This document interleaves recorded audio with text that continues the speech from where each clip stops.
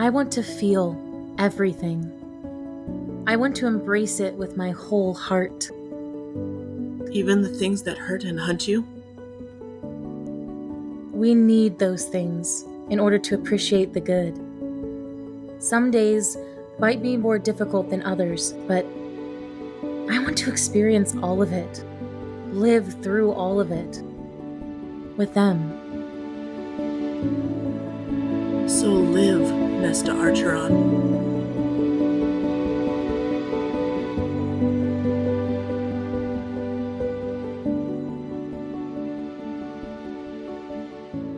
Welcome to Twin Flames Between Worlds podcast. My name is Tabitha. And I'm Liesl. And hi, welcome to finally our last deep dive episode of A Court of Silver Flames by Sarah J. Maas. Woo! Wow. Guys, this has been a journey in the making. Yes. Obviously, we have our dad and mom's episodes to come, but this is the last deep dive episode of ACOTAR for now. Yes. So it's going to be a little bittersweet. There's probably going to be tears. There's probably going to be things said to each other. And so again, right out of the gate, this is going to be an amazing time. So yes. We thank you all for coming on the ride. Yes.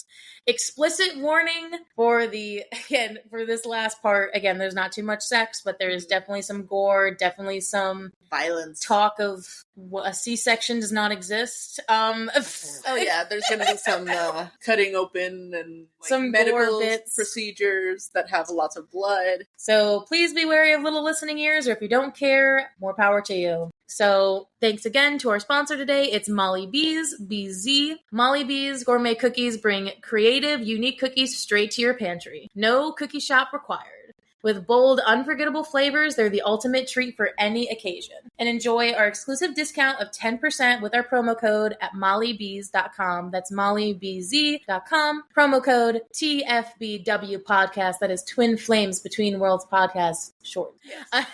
And code does work. I mean, of course it works, but the code works. Thanks. Yeah, it does. Works. I've had family show off the bags that they have gotten, or bags from like Torain that they had gotten, and no one has in my family has gotten these cookies yet, but yes, they were very impressed with some of our other sponsors. So yeah, the Torain stuff is still there. So all the sponsor stuff are still there. We're just switching up who. Yes. So the 3 cookies that I'm highlighting for today before we get into this is called Straight Fire, which is a marshmallow, milk chocolate, cinnamon cereal, and a splash of cinnamon whiskey cookie. Which basically sounds like s'mores and whiskey. Which I'm like, hell yeah. Honestly, it's good. Honestly, I want to meet Molly just to be like, how did you come up with these?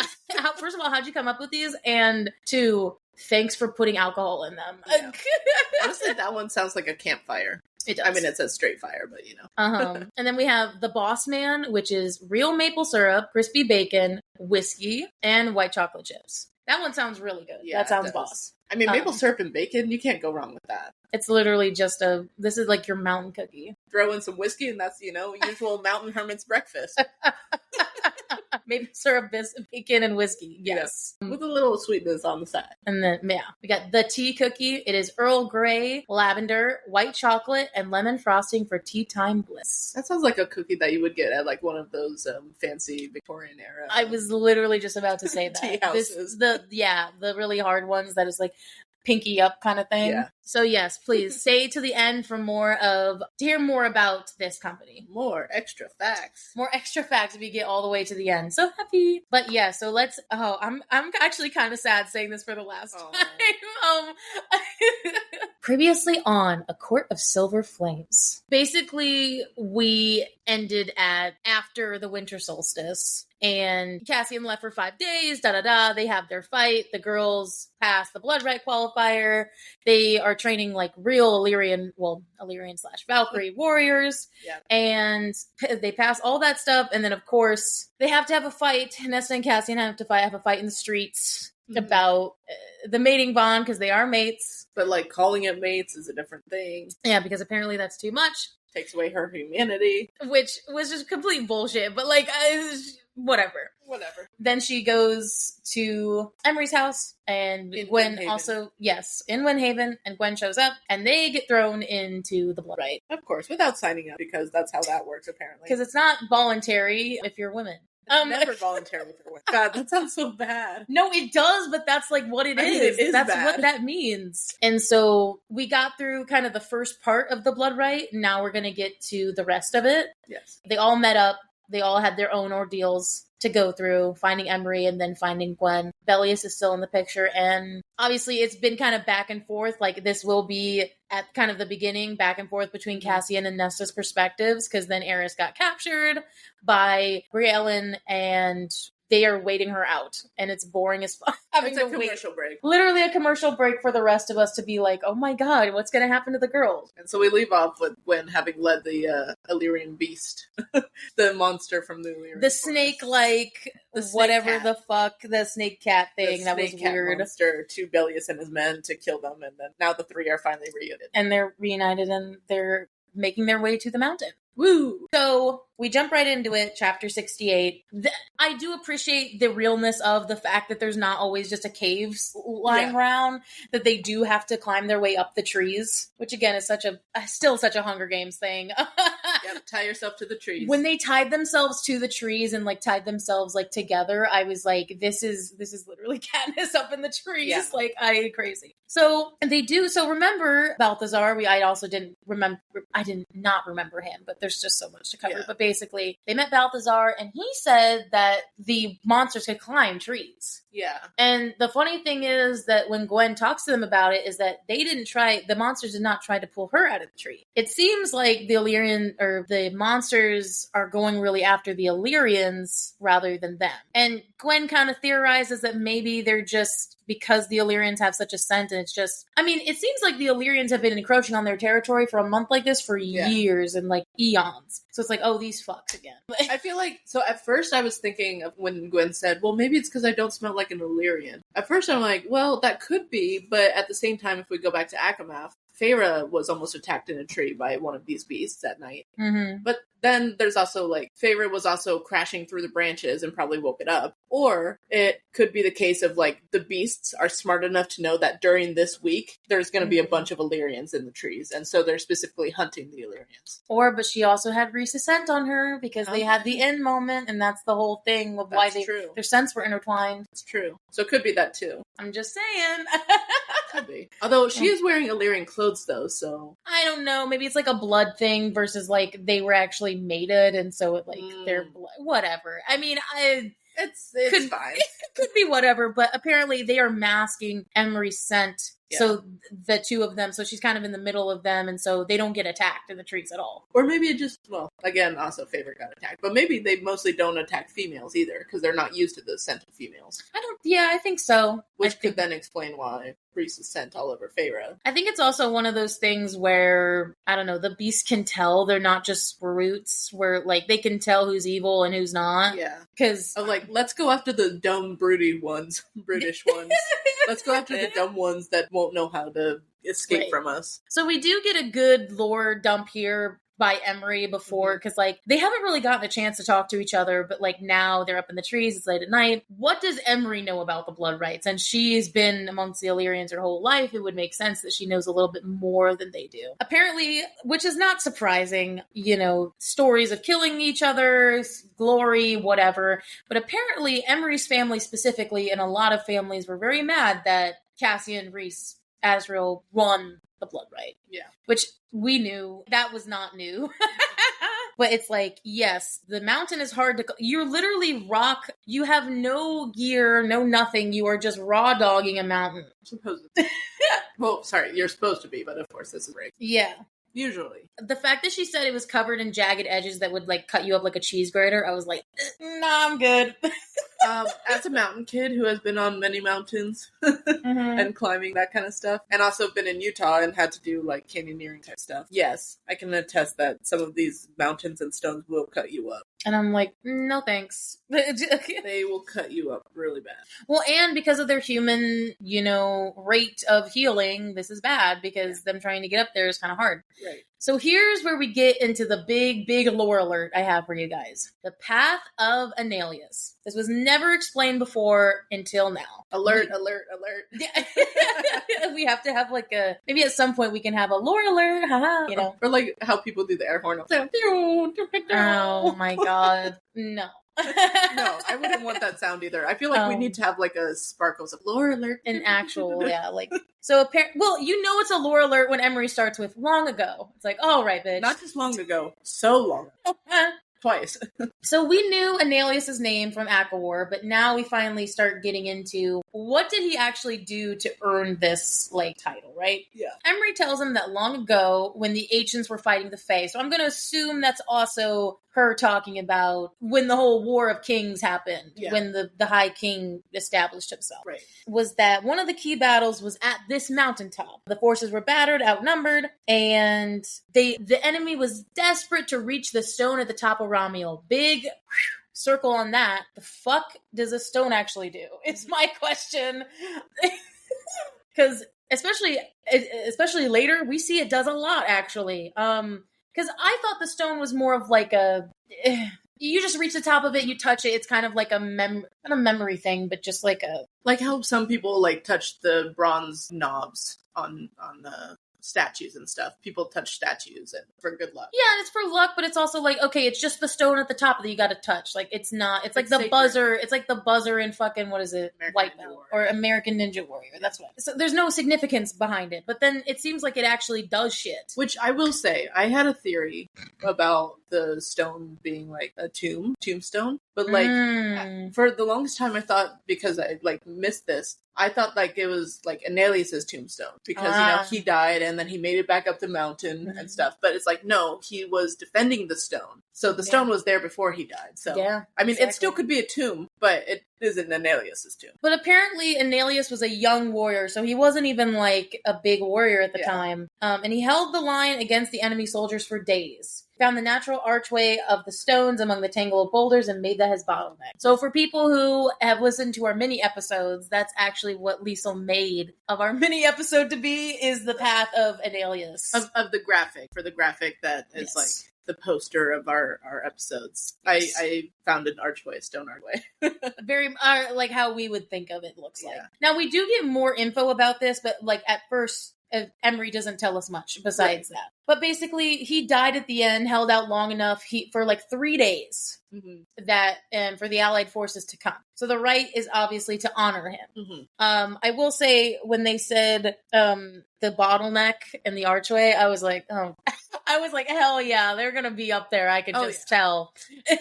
She's mentioning it now, like that's foreshadowing. Yes. Not even like the subtle foreshadowing. No, it's like, well, at this point, I was like, nope, that's happening. You could tell. So Gwen also tells them that there are different paths up to the top of the mountain, but the worst one is the one that goes through the pass of Analius, and it's called the Breaking. Yeah. The hardest path to take, and obviously it's very funny that Nesta's just like, I'm gonna bet my money that that's the one the guys went on. Or like, why am I not surprised that's the one Cassian and his brothers took? And it's like, yeah, they would. Yes. Of course they would. To be a big fuck you to the rest of the Illyrians. Oh yeah, it's like, we're gonna win the thing, yeah. Which is very foreshadowing of their own, like, take on it. Yeah. Anyway, so they sleep that night. They still hear the beast, which is kind of fucked, underneath them. And they're just like, okay, shh, let's not be loud. Or the growling in their stomachs, like, let them hear that. Like, shh, quiet stomach. Right. So, 4th day. We have it confirmed. It's been the 4th day now. They estimate that Ramiel is about a couple days away, and they would only have 1 day to climb the mountaintop. Which I'm like, okay, if they weren't like Fae, because I'm gonna guess Ramiel's pretty fucking tall. Yeah. I don't think it takes a day to get up the mountain, but like, right. I mean, because like taking, just logically for a moment, like taking from my experience with hiking, so where I lived growing up was around 8,000 feet elevation above the sea level. And then sometimes my dad and I would go on day hikes, like in the morning, and it would take us maybe 3 or 4 hours just to go 2,000 feet. So if we're like considering that this mountain could be like a 14er, like that could be like 20, that could take a full day to like get like most of the way up. So it's technically, it is possible. Well, yeah, and they're doing nonstop as well. So like, not really, I mean, they do take breaks. Again, we're getting ahead of ourselves, but like, they are taking breaks, but it's not. But like, then if we add into like the fact that there's water and like that kind of stuff, like that's going to slow down their progress. In that way, it's slightly unrealistic, actually, if they're making it up there. I'm just thinking of Everest, honestly. I'm thinking about like a really big probably tall. Much taller than 14,000. Yeah. It's probably 14,000 feet from where they are now, already in the mountains. Yeah, probably. So they finally, they're walking and they finally get to this massive ravine where there is a small bridge attaching both like sides. Again, very much Shrek level of bridge that like I feel like if I went on it would just like fucking go. Sorry, you just said that, and my first thought was actually Horton Hears a Who. Oh no. The Dr. Seuss movie. Yes, I know. Where it's like Horton is like going across this tiny ass bridge and he's like, think light as a feather. That's a heavy feather. Yeah. But like the bridge is like just like swaying side to side like aggressively and then breaking out from under him, that kind of thing. I'm like, that's what this is gonna be, isn't it? No, it's for sure. And so they're the first ones to reach it because they're thinking, because they're very smart. They're like, okay, so I have a question actually before we start this. Do the Illyrian warriors have to remake this bridge every time they get the blood right? Probably. Because I think they have to retie it every year because somebody is going to want to cut it. I can just imagine like near the posts, there's just like knot, a little bit of rope, knot, a little bit of rope, and then knot, and just knots going down. Yeah, because it's like basically what they're saying is that if the other men had made it there already, they would have cut it. Right. Which makes sense. I mean, but it makes sense, but it also, I know these Illyrian warriors are so arrogant that they'd be just like, nope, come across the bridge. I dare you. We'll fight over on this side. Yeah, like, I think that they're giving them more credit than they or it could be the case of, we were talking about this a little bit before, of like, how, like, if Balthazar, for example, if he reached this bridge, because he was kind of in the same direction they were, for the most part, like, if he reached this bridge first, I feel like he was so focused on, like, well, I just want to reach the mountain, that he would have gone across not even caring to cut it.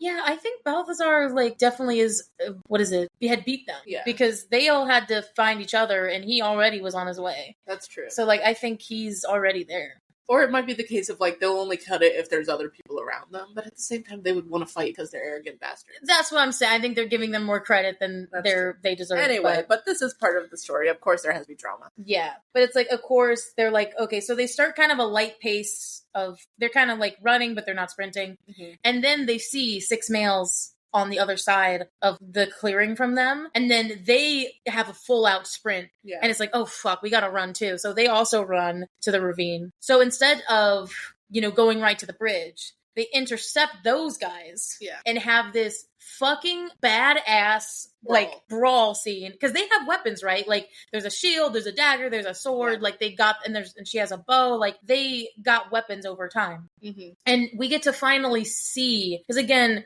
we didn't really see them train and have like an actual moment of seeing, okay, Embry went this way and Nesta went off this way and Gwen helped her, and was such like that cool scene where it's just like, okay, Gwen shielded Nesta from this, and then Nesta cut his kneecaps and some bullshit. And like he swung the shield hard enough to dent it in his head. And it was like, they do it no fucking problem. Waste these 6 males automatic, because then she turns, it's at the end, she like turns to meet the next foe, and then they're all gone. Yeah. And they're like, yeah, Valkyries. Yeah. It's like Nesta whirled to her next opponent, but her friends had halted. The males around them were down. Utter silence filled the snowy forest. It was badass. I loved this scene. They're like, okay, who's next? Wait, they're all done? Are you sure? That's a unit. That is a unit. Like, that's literally Cassian, Azrael, and Rhys. It is. But we've never really seen them like that, though. I do want to get their perspective. They're going to. Their blood right? That'd be so fun. Did they have a naked woman in their kid? Were they the naked ones? I don't know. I'm just saying. At one point, their clothes got on fire. And they had to be. I feel like they went through like a really, but like we will never know unless they tell us, kind of thing. Yeah. So again, our first commercial break of the night, we immediately go to Cassian and Azrael, who has been waiting for 4 fucking days. This man is restless. Like, Cassian is not a spy. No. This is why he like stopped doing that shit, because Azrael's just so good at it, while Cassian is so bored. Meanwhile, Azrael's just sitting there sharpening truth teller. Which is why the difference between like you and me in a nutshell is like, I would get fucking restless versus like there'd be some contentness to you actually doing this. Yeah. Versus like it would bother me. I mean, I'm still a fidgeter by all means, but he's like, still fidgeting, yeah. I mean, that's true. He's fidgeting by sharpening his knife. Yeah. That's true. And I will say that, I have no interest in explaining to Rhys and Feyre why you died on my watch, or even less interested in explaining to Nesta. Azrael, I do love the moment where he taps his chest and he's like, brother, you would know if she's gone. Because a mate always does know. Yep. So I will say that a little bit of a Gwen real moment here. There are plenty of other unspeakable things that could be happening to her, to Emery and Gwen. The shadows deepened around Azrael, his siphons gleaming like cobalt fire. He at first says, you trained them well, but then immediately he's like, we trained them well. Well, we trained them. I think he is also a little bit upset about thinking that Gwen was hurt in some way. Yeah. I definitely think he's getting triggered. Oh, yeah. His shadows deepened at the mention of Gwen. Yeah, because he was the last name he said. Mm-hmm. So right on cue, like they can't really do much. Somebody's leaving the castle because it's been 4 days they've been locked up, right?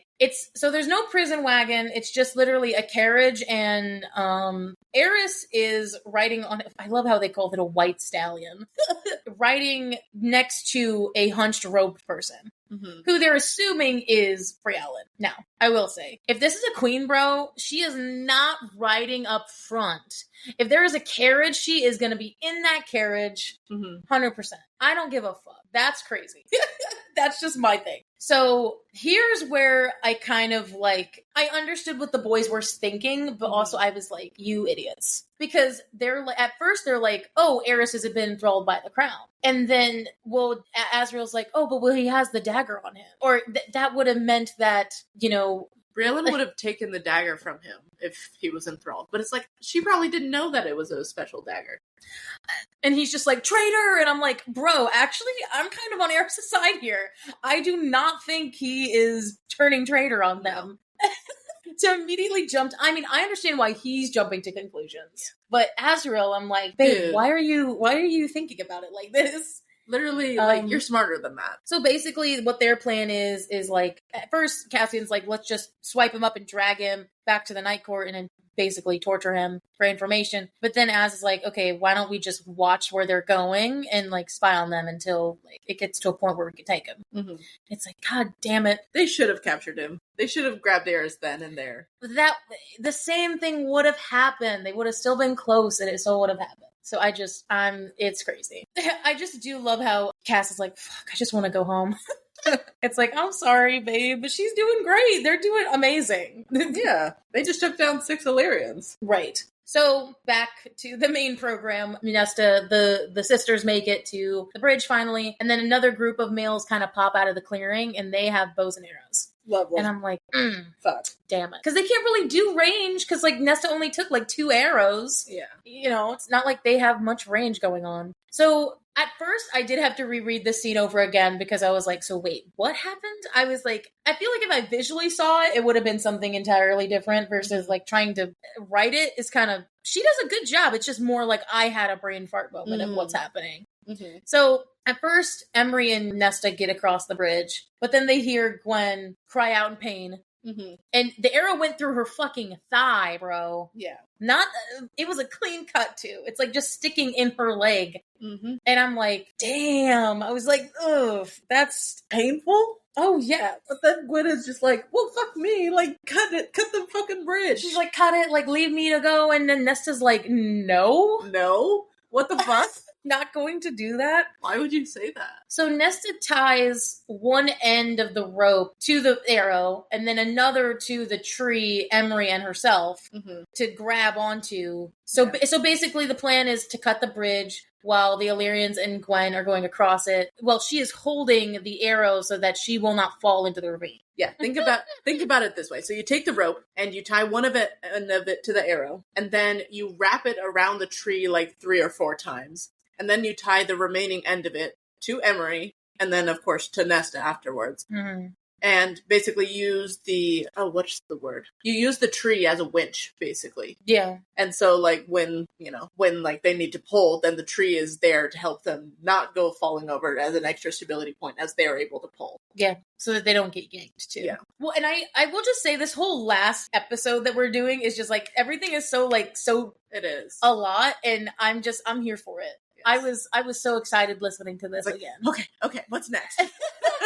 Because then, so Gwen, like, kind of trudges across, because they're still trying to shoot. Yeah. She's, like, dragging her leg behind her. And so Nesta cuts the cord. And also, I forgot halfway into it that when the Illyrian warriors went, some of them, not all of them, were across the bridge too, because their wings were bound. They died plunging into the ravine. I was like, oh fuck, all right, their wings are bound. I was like, oh no. Yeah. Well, who fuck? But I'm surprised no one tried to cut the ropes on their wings. Like maybe it's magic bound. It probably is. Well, actually, no. Maybe. Well, that's actually a good point, though. Because if they didn't think they'd have weapons, they wouldn't need... Well, but the thing is, though, they'd be able to cut it with some other man-made object that they'd make out in the woods. Right. So it probably had to have been magic bound. Yeah, it was probably. But no, you make a good point. I was like, did these dumb fucks not think of actually just cutting the rope? That, or they actually do have some semblance of pride of like, oh, we'll kill and we'll break all of these other rules, but we won't break the rules to free our wings. Because that's cheating, you know? Like, not everything else isn't cheating, but like that's cheating somehow. Or like maybe it's how the laws of no one can come into the right and take someone out. Maybe it's like a magic law based on that. Of if you break the rule and release your wings, then you're good as dead. Well, the thing is, we probably don't, because there's probably a whole bylaw book that we just don't know. Yeah. I mean, that's what they said. They said, because that's where that rule even comes from. Yeah. Is that it's written and that they couldn't do it. So yeah, basically, they're also like burning their hands off, like holding the fucking rope. And so she does, like, Gwen fucking hits into the side of the ravine and then they get her up and... Yeah.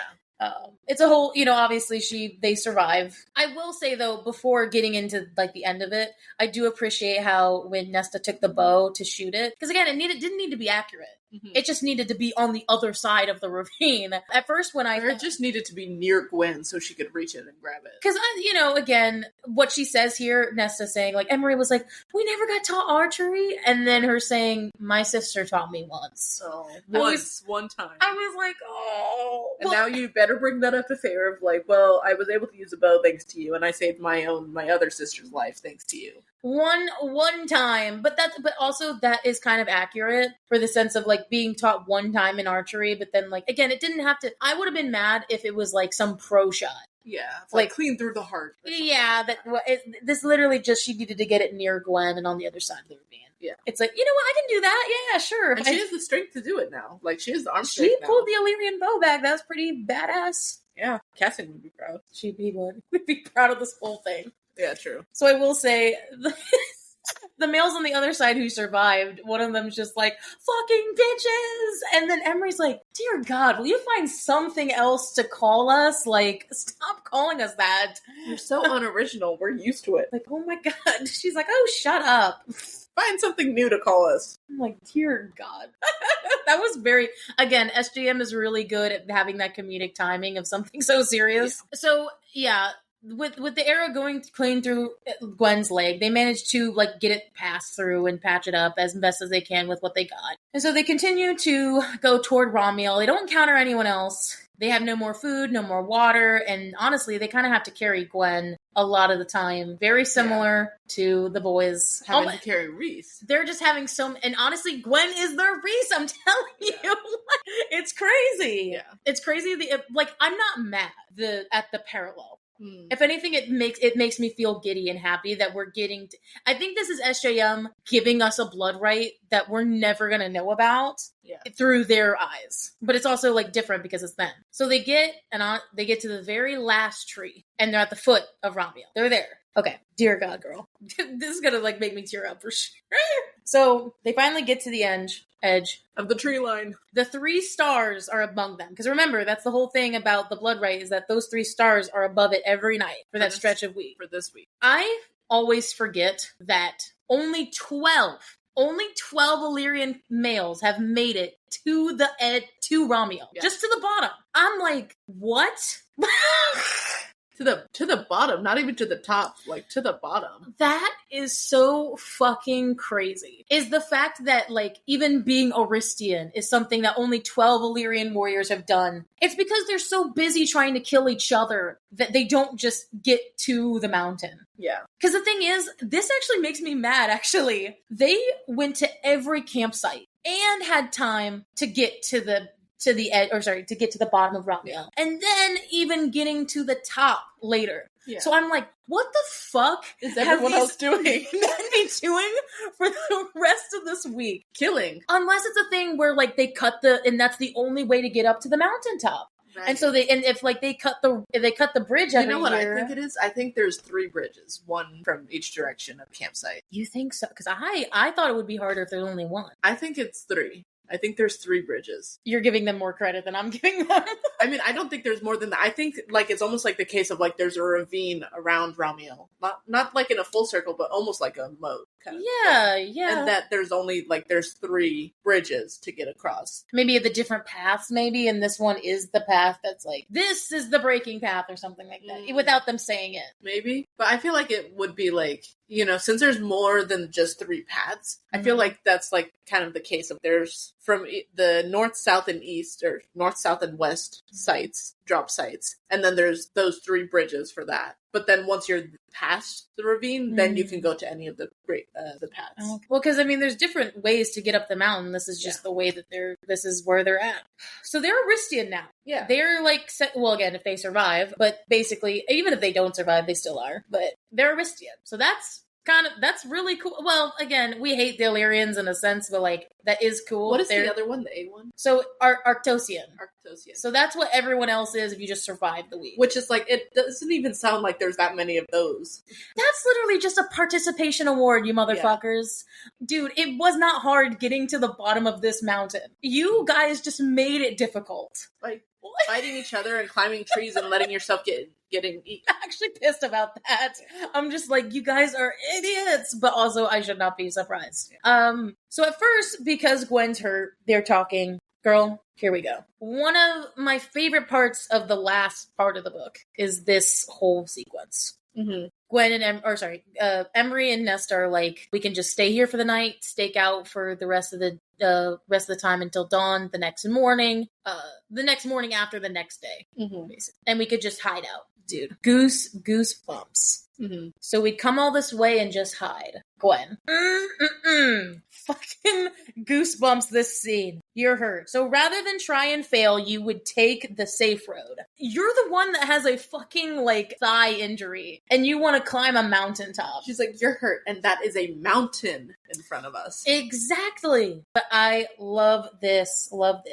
Is it living, though, to take the safe road? Snaps to this girl. Holy wow. That is so true. Is it really living to take the safe road? In my opinion, no. When the road less traveled, especially with people that you trust and love, is so much better. Because you can at least know that you tried doing it. Or it's literally the difference between, it's like, well, if you take the safe road, that's surviving, but that's not living. That's not living. And there's a difference between surviving and living. I learned that from the Croods, and it has stuck with me since. I hate you for saying, because we did learn that from the Croods, didn't we? Yeah, well, we're surviving, but it's not living. Oh yeah, the whole caves thing. Yeah. It's just not dying. I want to take that road, she points up. I want to take the road no one dares to travel, and I want to travel it with you two. Not as Illyrians, not for their titles, but as something new. I'm going to do this a lot, by the way, just to let you guys know. To prove to them, to everyone, that something new and different might triumph over their rules and restrictions. Ramiel is literally like talking to them, whispering among the mountaintops. It's like, yes, please climb me. Climb me. They call this the breaking for a reason. We haven't eaten in days. We have no water. Bro. That sounds like a great idea to start climbing a mountain. Oh yeah, you're looking pointedly at me because we almost died. And that wasn't even a mountain. We did it. We almost died for sure. Because it's like, oh, we don't need water for this short hike. We did take water, but I drank it all at the beginning.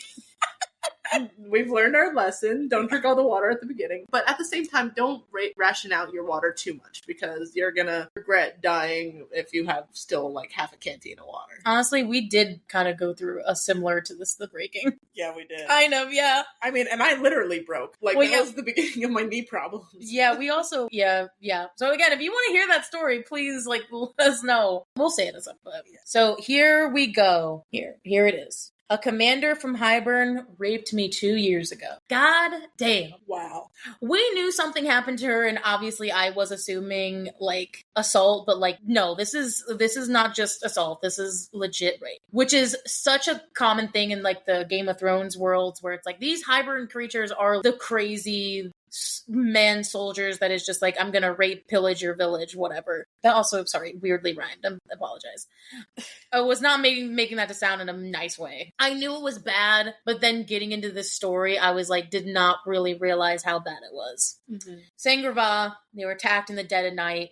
Katrin and her twin sister. They stayed in the same room. Always took care of Gwen. Was basically like the model older sister. Right. Hybrid attack. Katrin ran for the temple walls while she told Gwen to round up all the temple children and get them to safety. She hides the children in the kitchens. Which is messed up that they wanted the girls. Not just the children, they wanted the girls. Mm-hmm. And the thing is, remember, they're going for the cauldron piece. This just shows the inhumane nature of these soldiers. Not only because it's like, okay, so they got what they came for and still wanted to just torture and traumatize these women. Yeah. And I'm like, holy fuck, this is a big trigger warning for a lot of people who have had that happen to them. So she gets the children to safety. She hides them, puts a rug over like the trapdoor, and the screaming stops. The Hybrid soldiers come in with the commander, and her sister and a couple of the other priestesses that were also on the wall are kind of, they're taken, obviously. I was like, are you crying already? I was like, no. Oh, I was like, I have some. No, you're good. So the Hybrid soldiers say, where are the children? She says, I don't know. It gets to the point then where the soldier takes her sister, has a sword to her neck, and says, if you do not tell me where these children are, I will kill her. Knowing full well that it's either the children or her sister. So she didn't tell, so she tried to lie to try to see, to try to get out of both situations. Yeah. She tried to say they ran away, they're gone off in the mountains. They're like, we don't believe. Because she wouldn't tell them the truth, beheaded her sister right in front of her. Wow. I was shook. And then killed the other two priestesses that were there just as well. And then told his soldiers to go to work on us. Ugh. Gross. Fucking terrible. Gross. Cannot explain to you guys how much this viscerally makes me upset. So kills her sister, basically, and her friends, I'm going to assume. Yeah. People she's lived with. He rapes her. She spits in his face. Specifically, he claimed me. And because she hadn't gone through the great rite yet, she also was a virgin. Which, of course, he also took her purity, her virginity, which makes so much sense about why she feels like she doesn't deserve to wear her invoking stone because she's not pure anymore. And you know what? Even though, you try to explain that to somebody and be like, you went through terrible things, you are still, you're never going to feel pure again after that. Not really. And then just the fact that, when he was done, he called over 3 of his soldiers to continue working her. Mm-hmm. To keep going until she revealed where the children are. It's like, why are you so after the children? Also, fucking men. Honestly, torture me rather than rape, please. What the fuck? I mean, there's not a good would you rather. Would you rather be tortured and cut up or raped? God, that's the worst. Honestly, that is the worst would you rather. That's not even a question. No. It's but, I mean, honestly, she wants to die at this point. Yeah. So they're taking their belts off, and then Azrael rushes in, slaughters everyone, wraps her in his cloak, which I thought was very, oh my goodness. Oh, baby. That was very, very sweet. Yeah. Moore healed her, brought her to the library, and that's her backstory. And I was like, damn. So she said the first 5 months, so she's been in the library for 2 years since Sangrava, right? But she also was in Sangrava for a long. So she was kind of housebound anyway. She said for the first 5 months, she didn't sing, didn't talk. She talked to the group therapist. Apparently they do have a therapist in the priestesses. Thank God, I guess. That's good. We need to talk about that with your mom. We actually have people who counsel. Yeah. This was the part that got me into tears last night, is the fact that she said, when I started singing, and then I found you, Nesta. I was like, dear God. I'm legit in tears. When she said verbatim, I knew Katrin would have been the first to sign up. I was like, I'm in tears. I'm crying over writing my notes. And I'm like, oh no. And I can't place it, but just the saying of all of this thing bad happened to me. And then I found you. And then I knew something bad had happened to you too. Just that, it reminds me of something, either another book or another movie that also got me into tears. I knew something bad had happened to you too. It's and I felt camaraderie in that. Mm-hmm. And then I knew that my sister would have been the first to sign up. And the fact that Gwen is saying, I let my sister die. Which is not the case. It's not the case, but I can understand how she thinks that, of like, she chose to protect the children over her sister, so she can feel that way. But it's like, Nesta feels that way too, of like, my father died because of me. Way more similar than she thought. Yes. Nesta really thought that Gwen could really feel that similar. Yeah. But it's like, honestly, Gwen has, I don't know, she has a right to feel like that, because you are right. In a nutshell, without the stuff going on, she did not she chose the kids over her sister. Any person who valued young life, Catherine would have been so pissed if she's like, nope, children are right here. It's like choosing the needs of the many over the needs But of the the thing one. is, even if that was the case, they still would have killed her anyway. There was no winning. That's where like the loophole is in trying to explain it to her. Or if anything, they would have still taken all of them back to Hybern and continued to rape them until they died. Yeah, it's like, it wasn't, I think it was also the fact that Azrael came to save them. If she just held out for a little longer, maybe she would have survived. But that's too many what ifs, and that's too many, like, her sister was marked for death. Right, and that's the same thing of Nesta, of like, well, what if it just lasted a little longer? What if this, or what if that? Mm-hmm. It's like, there is no what if there. It happened that way. And it's fucked. The stone is a sign of holiness. How can someone like me wear it? Sad. So then Emery's the first one to grab Gwen's hand. You're not alone. It's like, do you hear me? You are not alone. You are not alone. So then we get into Emery's story. We kind of knew that her father already beat her, but we didn't really get the whole story. Emery's father beat her so terribly that I think at one point she said that her back, like, she had to rest for a whole, like, long time, or like a week or something, because her back was, like, broken, basically. He broke my back. He kept me in bed for weeks while I healed. Weeks, yeah. Telling people I was ill. Her trauma is also the fact that her mother took the brunt of her trauma. It wasn't until after her mother died that he started beating on her. Which, something I want to note here is, like, when Emery first talked about her mother, it's like, yeah, my mother died in childbirth. Yep, can lie. My mother died giving birth to me. It's like, in a way, that's how she feels. Mm-hmm. Because it's like, well, because she gave birth to me, like, she suffered even more, and then when she died, it was because of me, or something like that. Yeah, not only, like, her father beat his mother to death. Yeah. And because it just got to the point where, like, he hit her so badly, she just died. Yeah. And made her bury her. Dig her grave and bury her. That is fucking insane. Specifically, I wonder what the mention of dig her grave on a night with a new moon. Like, I wonder if that has something to do with Illyrian culture. Dude, remember she said that she had a brother? What if that brother didn't even exist? That was just a fake lie. Because, like, she does say that her mom died in childbirth. Like, everyone said that it was because of a miscarriage. What if the brother didn't even fucking exist? Oh. And, like, that's just the lie that has been told to the Illyrian camps, and that's why she's dead. What if the baby actually does exist, though, and it's Balthazar? Balthazar is Emery's brother. That'd be kind of... Well, I mean, that would actually be kind of cool and nice. No wonder he saved her. Maybe. You don't know. Dude, there's so many lines I would not be surprised if that. Of, like, the mother managed to get the son. Yes. Like, Cassian style threw him in the mud. Yeah. I think the big trauma of this is the gaslighting.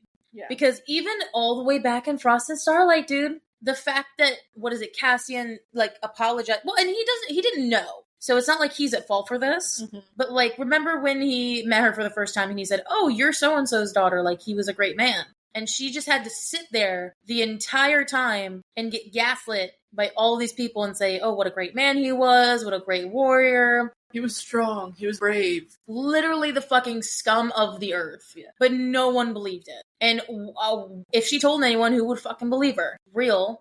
No one. So her getting gaslit by the entire community, not only as a woman, but then as, like, she even thought, she's like, is this happening to me? Is this, like, real? Am I imagining this? Like, no, I know you're not. Well, and then she said the only thing that what reminded me of it was, like, the bruises and the... Oh, yeah. My God. God damn. Again, we can't do comparative suffering, but I will say is, like, Farrah's stuff seems less... Honestly... Well, Farrah's stuff seems more mental. Yeah. Whereas all of their trauma is, like, physical and, yeah. But then turned into mental, though. Yeah. She went to training to get his voice and the memories out of her head. So they all kind of explain why they went to training. But, she says, I'll climb it for my mother. For her, I'll face the breaking and go as far as I can. Oh, dude, I got another tear at that. I was like, oh my God. It's so bad. I'll face the breaking for her because she was broken. Yeah. Dude, SGM, why do you do this to us? Like, this is not okay. I'm tearing up. Oh. I will tear up more so probably at the end. I'm just being strong, that's all. I'm not strong. I am weak. No, it's not. You're just actually is my babe. You're just actually having your emotions and I'm just hiding them. Are you having emotions? Yeah. How dare I be so weak? I must be strong-willed. I cannot cry. My God. You get back up in there, tear. Oh my God, yes, I remember where that's from. But Nesta does go then into her story. I mean, again, we don't really go into the whole thing because we know it. Kind of fade to black anime moment. Tells them her story. And she's waiting for the disgust and distrust. But they just keep holding their hands together. Because she's saying, okay, if we're going to risk climbing this mountain together, we should at least know everything about each other. Yeah. If you're going through the breaking, like, you gotta trust each other fully and know everything about each other fully. Neither of you is to blame for what happened. Neither of you failed anyone, Nesta said. Neither did you. So no, they're not only, I mean, obviously Gwen maybe has another agenda in the sense of, like, trying to break this stigma that is, you know, for the Illyrians. But Nesta's also like, no, we're also just gonna do it for us. Yeah. We're gonna win the whole damn thing. I was like, yes! Snaps. I was like, hot damn. There were so many times during this I was just like, damn, no, nope. My notes. So I just put hot damn a lot in here. So, although chapter 68 was a beast, bro. That was like a really long chapter. But that was like all the trauma and lore and stuff. So It was necessary. Now it's all the other shit. So, get to chapter 69. We're at commercial break again. But commercial break is getting very interesting now. Hey, it's chapter 69. Of course it's going to be interesting. No sex. It's so sad. I know. Missed opportunity.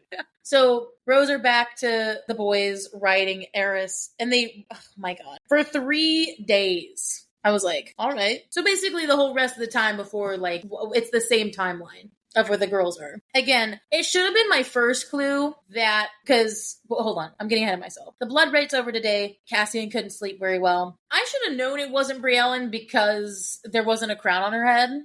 And there wasn't, like, a glint of it under the shroud. Yeah. And also, I knew they were at the fucking lake because Azrael said it felt like the middle. Yeah. I was like, so that's literally just the middle on their continent. Yeah, true. I will say the lake doesn't seem that big, though. Are they really at the lake, though? Right. Because the one on the map is huge. Yeah, unless they're at, like, a mini lake outside of it or Well, to something. be fair, though, the lake on the map does have, like, a big part, but then, like, a part that comes down. Mm-hmm. So it's like, maybe they're just at that part. Maybe they're at the edge of it, yeah. They're at the tip of the lake. Also, there was, like, a gathering of 20 people. I'm like, what the fuck are all these people doing here? I was like, at this lake. If this is the lake, there is not people here. Right. Obviously, as we learn, they're all illusions to make it seem like something's going on when there isn't. Mm-hmm. And then all of a sudden, Eris has a knife at Cassian's ribs. Mm-hmm. And we're like, oh fuck. Oh fuck. I was like, God damn it. So then that was a fast commercial. And then we're back to them. Nesta, midday. They're barely breathing going up the mountain. They see no one else, which is very interesting. But apparently, if not a lot of people have made it this far, I wouldn't be surprised if they didn't see anyone. I mean, they're also on the breaking. No one's dumb enough to go up the breaking. No one's dumb enough to go there. They keep moving. They get 2/3 of the way up. And now night has fallen. Because again, the rite doesn't end until dawn the next day. Because that was what kind of tripped me up. I was like, oh, but that's the end of the week, technically, is when dawn reaches. Which, if we remember from Favor's painting of the boys reaching the summit, like, it was like dawn was just breaking. I mean, honestly, it seems like that's the only way that it's only you just barely make it kind of thing. Because it seems like this mountain's so fucking big. I wonder if it actually only works on the 7th day. If you get there sooner, you had to have cheated. I think so. I agree with that. So they also do see the stars above Romul's Peak waiting. If they could reach it by dawn, they would win. Can I also just say Emery limping because she just twisted her ankle on a rock is a you moment? Yeah. I literally put...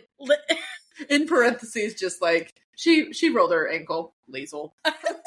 Yeah. I grew up in the mountains. I know how to walk on trails, and when I was younger, I was called a mountain goat. But at the same time, I'm clumsy. And then after I got my knee surgery in 7th grade, I got clumsier and more off balance, and now I'm prone to injury at every turn. But you somehow got hurt more than I did, and I like fell the first day. You fell in the campsite. did not fall on the braking path, but fell like at the campsite. Next to the car. Yeah, next to the car. Like, it wasn't even fun. It wasn't a fun jab. It did make the other guys laugh, though. It did. They were hot. Another story. Yeah.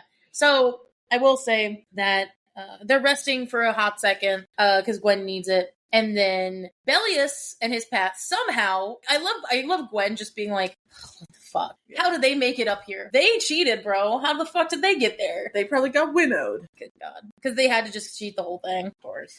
Rigging wasn't enough. Right. So then they're gaining on them. But again, they're like still down the way. Like, they're not gaining on them in the sense of like, they're right behind. Mm-hmm. But they need to keep moving or else they will gain on them. Right. So then Nesta carries Gwen on her back. They're like, let's win this damn thing. Like, let's go. Let's do it.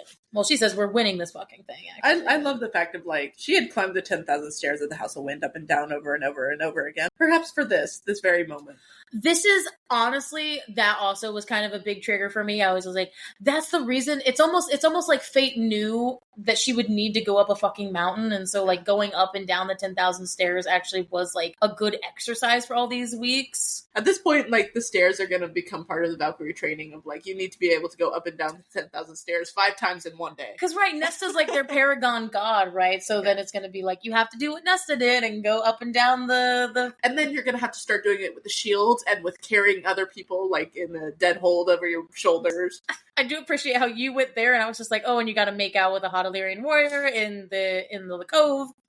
While you're waiting your turn, you can pick any Illyrian male you want to make out with. Or I was thinking, like, the stairwell, but, like, all right. If you make it halfway there will be a male waiting for you. Honestly, I would do the 10,000 steps if there was a male at the bottom of it just waiting to pull me back up. And then there's another one up at the top for when you get up. Hell yeah. I would totally do that. I would need someone half down, too. But anyway, so... Besides the point. I will say the fact that the mountain is still whispering at them, like, go, you got this, like, yeah, is very sweet. Very much gives the mountain a sentience that I didn't think we thought it had. Right. So then we're back, Cassian's perspective. Azrael can do nothing. Literally, Eris has a knife to his ribs. There's nothing they can do. So I do appreciate how he called him a dead male walking. Mm-hmm. Because they still think, even now, they still think he's a traitor when it's obvious he's being mind controlled. Yeah.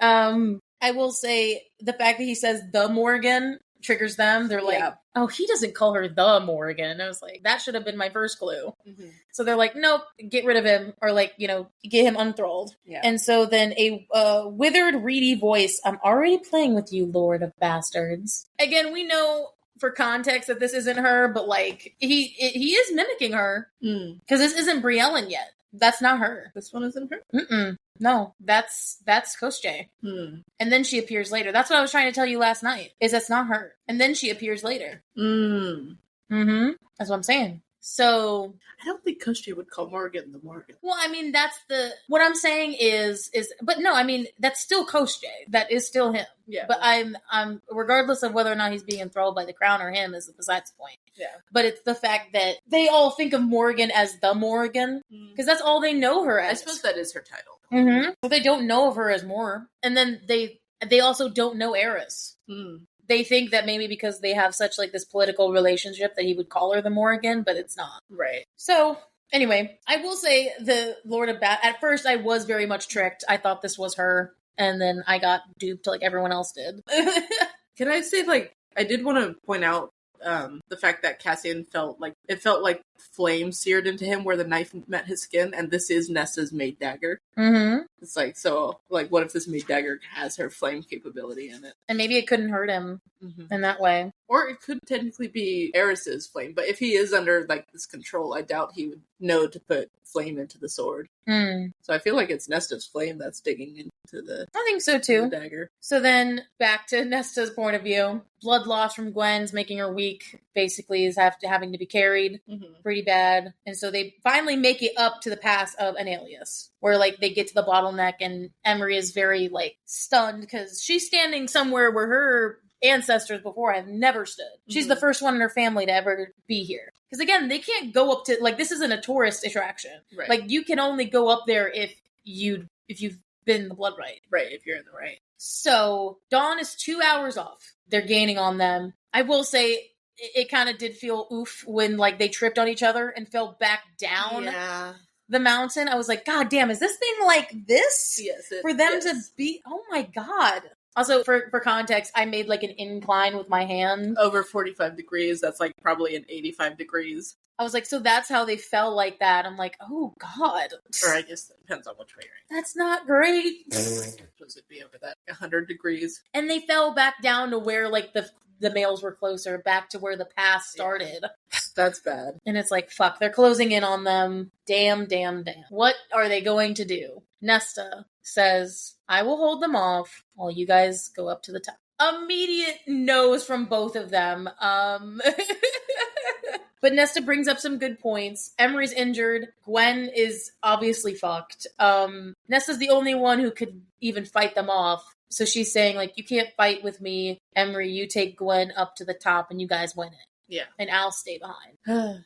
That is like a general leader move. That's a Cassian move. That is a Cassian move. It's crazy. That's what Cassian would do. Probably what he did try to do. And Emery is like refusing. Yeah. Very mad. I refuse to leave you. It's not the only way. I will not abandon you to them. They will kill you. And she's like crying. She's screaming. Yeah, she's like, no, I will face it with you. I refuse to leave you here.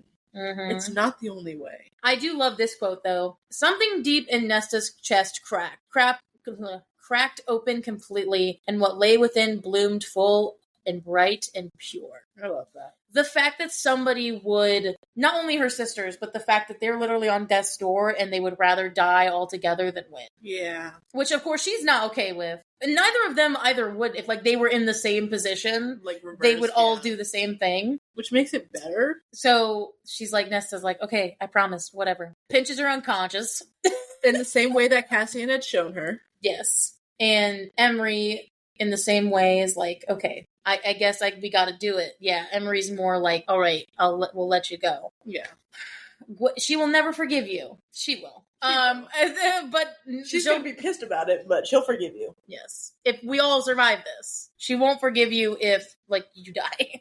So stay alive, please. Come with us. Consider it the repayment of a debt. For being my friends even when I didn't deserve it. Stop that. We've literally talked about this. Stop that. There is no debt. There is let me pay it. Snaps to this, because this is Nesta's, like, whole character. And I will say, when people, like, get mad at Nesta in these books, I get, like, this in a nutshell, this whole book, but then also this scene of her being like, let me repay it. Like, because again, you guys were at least kind to people. I was not. We all are aware, us ACOTAR girlies, we are all aware that Nesta is a complete bitch for the first, like, 4 books of this series. It is a fact. We know it.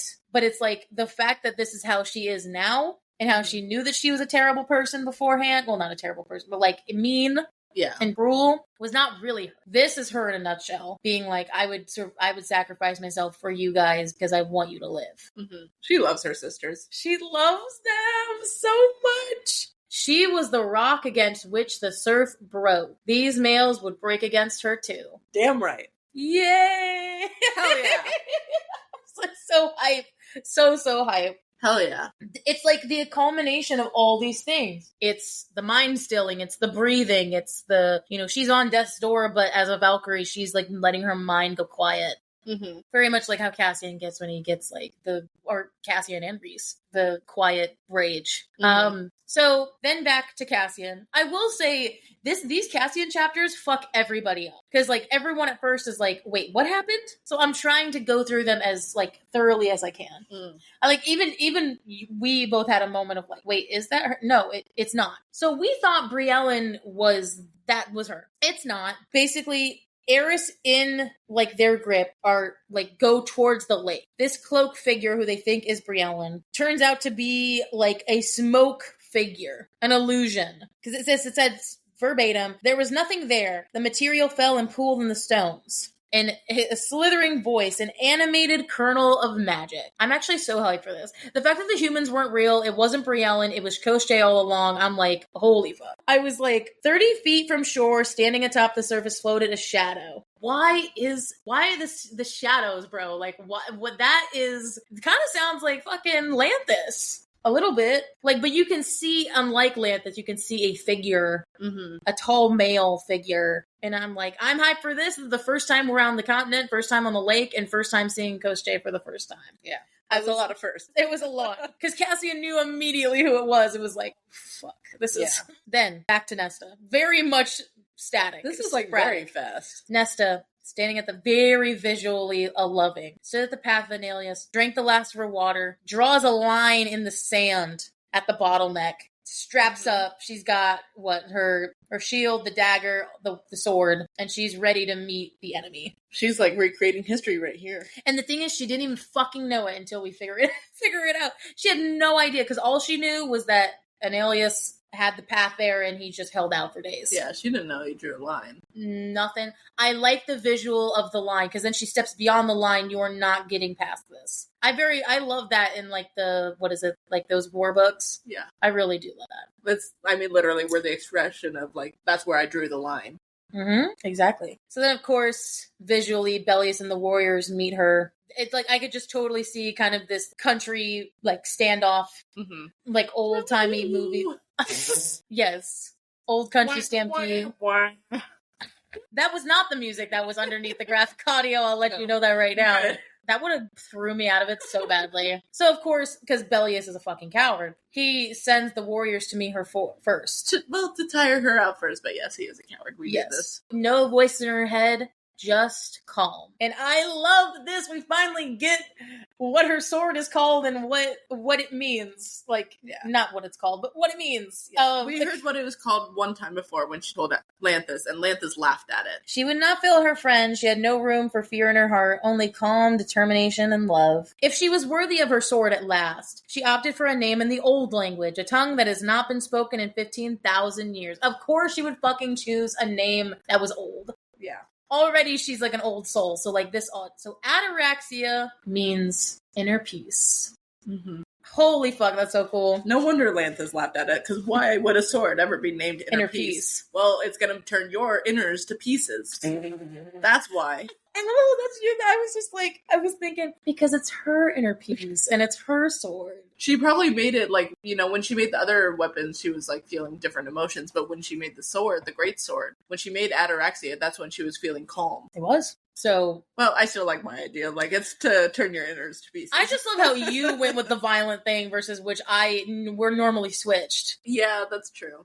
I mean, I understand why it's called that, but it's like, I feel like that'd be a good thing of like, well, Lanthus, you're gonna laugh at that? Well, I just turned your inners to pieces, so. Yeah, I mean, you were dead, sir. You were gone. So then, of course... Chapter 71. Very much like Bryaxis and what is it? Who else is... I don't know. There's just so many smoke creatures that it's like Koschei is just smoke and Lanthus. That's what I meant. Mm-hmm. Again, I don't want to go into all of this, but this would definitely be for another theory episode down the line. He talks about spending months preparing for them to show up, but then what happens is like he doesn't even interact with them. So I'm like, the fuck were you preparing for? Unless, like, your whole thing is getting Nesta, but, like, again, it doesn't seem like he talks about her. I think it's Briellen after Nesta, and then... Koschei's what you feel, yeah. I have a theory that Koschei is after Azrael, or related. The smokes would make sense. Or the smoke shadows. Like a shadow floated on. As we're about to get into Azrael, shadows freak out around Koschei. Now, I will say, me and Liesl had a debate last night when I was writing my notes, because this is just a kind of a devil's advocate. Eris is being controlled. Yes. We don't know if, again, like, on paper, it seems like Briellen is controlling him, because Briellen steps out from beyond the tree. Because... originally, she was not in the caravan, like, because she didn't have a crown on her head. Mm-hmm. So she wasn't there. So she just appears behind a tree at this lake with the crown on her head. Yeah. But Cassian does say, let Eris go and we'll talk. Again, it could be Cassian's ignorance in this situation. It could be whatever, but I think that text is written in a certain way and you could take it a different way. It seems like, at least from that Koschei could be controlling Eris. But then also, I think textually it makes sense that Briellen was controlling him, but you could make an argument that he wasn't. Koschei thought they would immediately go to try to kill Eris, but he didn't anticipate them waiting because he just thought of Cassian as a brute. Mm-hmm. I will say the first time reading this, I had no idea what to think about Koschei because I was like, he honestly doesn't really do anything bad here. Right. Bad in the sense of, like, actually doing something. It's almost like you know that he's an evil person because he's not doing, like, the slow walking or the long monologue. Like, you know, like, he's watching. He's observing, and, like, that's even more dangerous. He's obviously the threat here, but Briellen just is trying to use him when he's using her, basically. Even Azriel's own shadows kept tucked behind his wings. Koschei laughed, and Azriel stiffened, like his shadows had murmured a warning. So...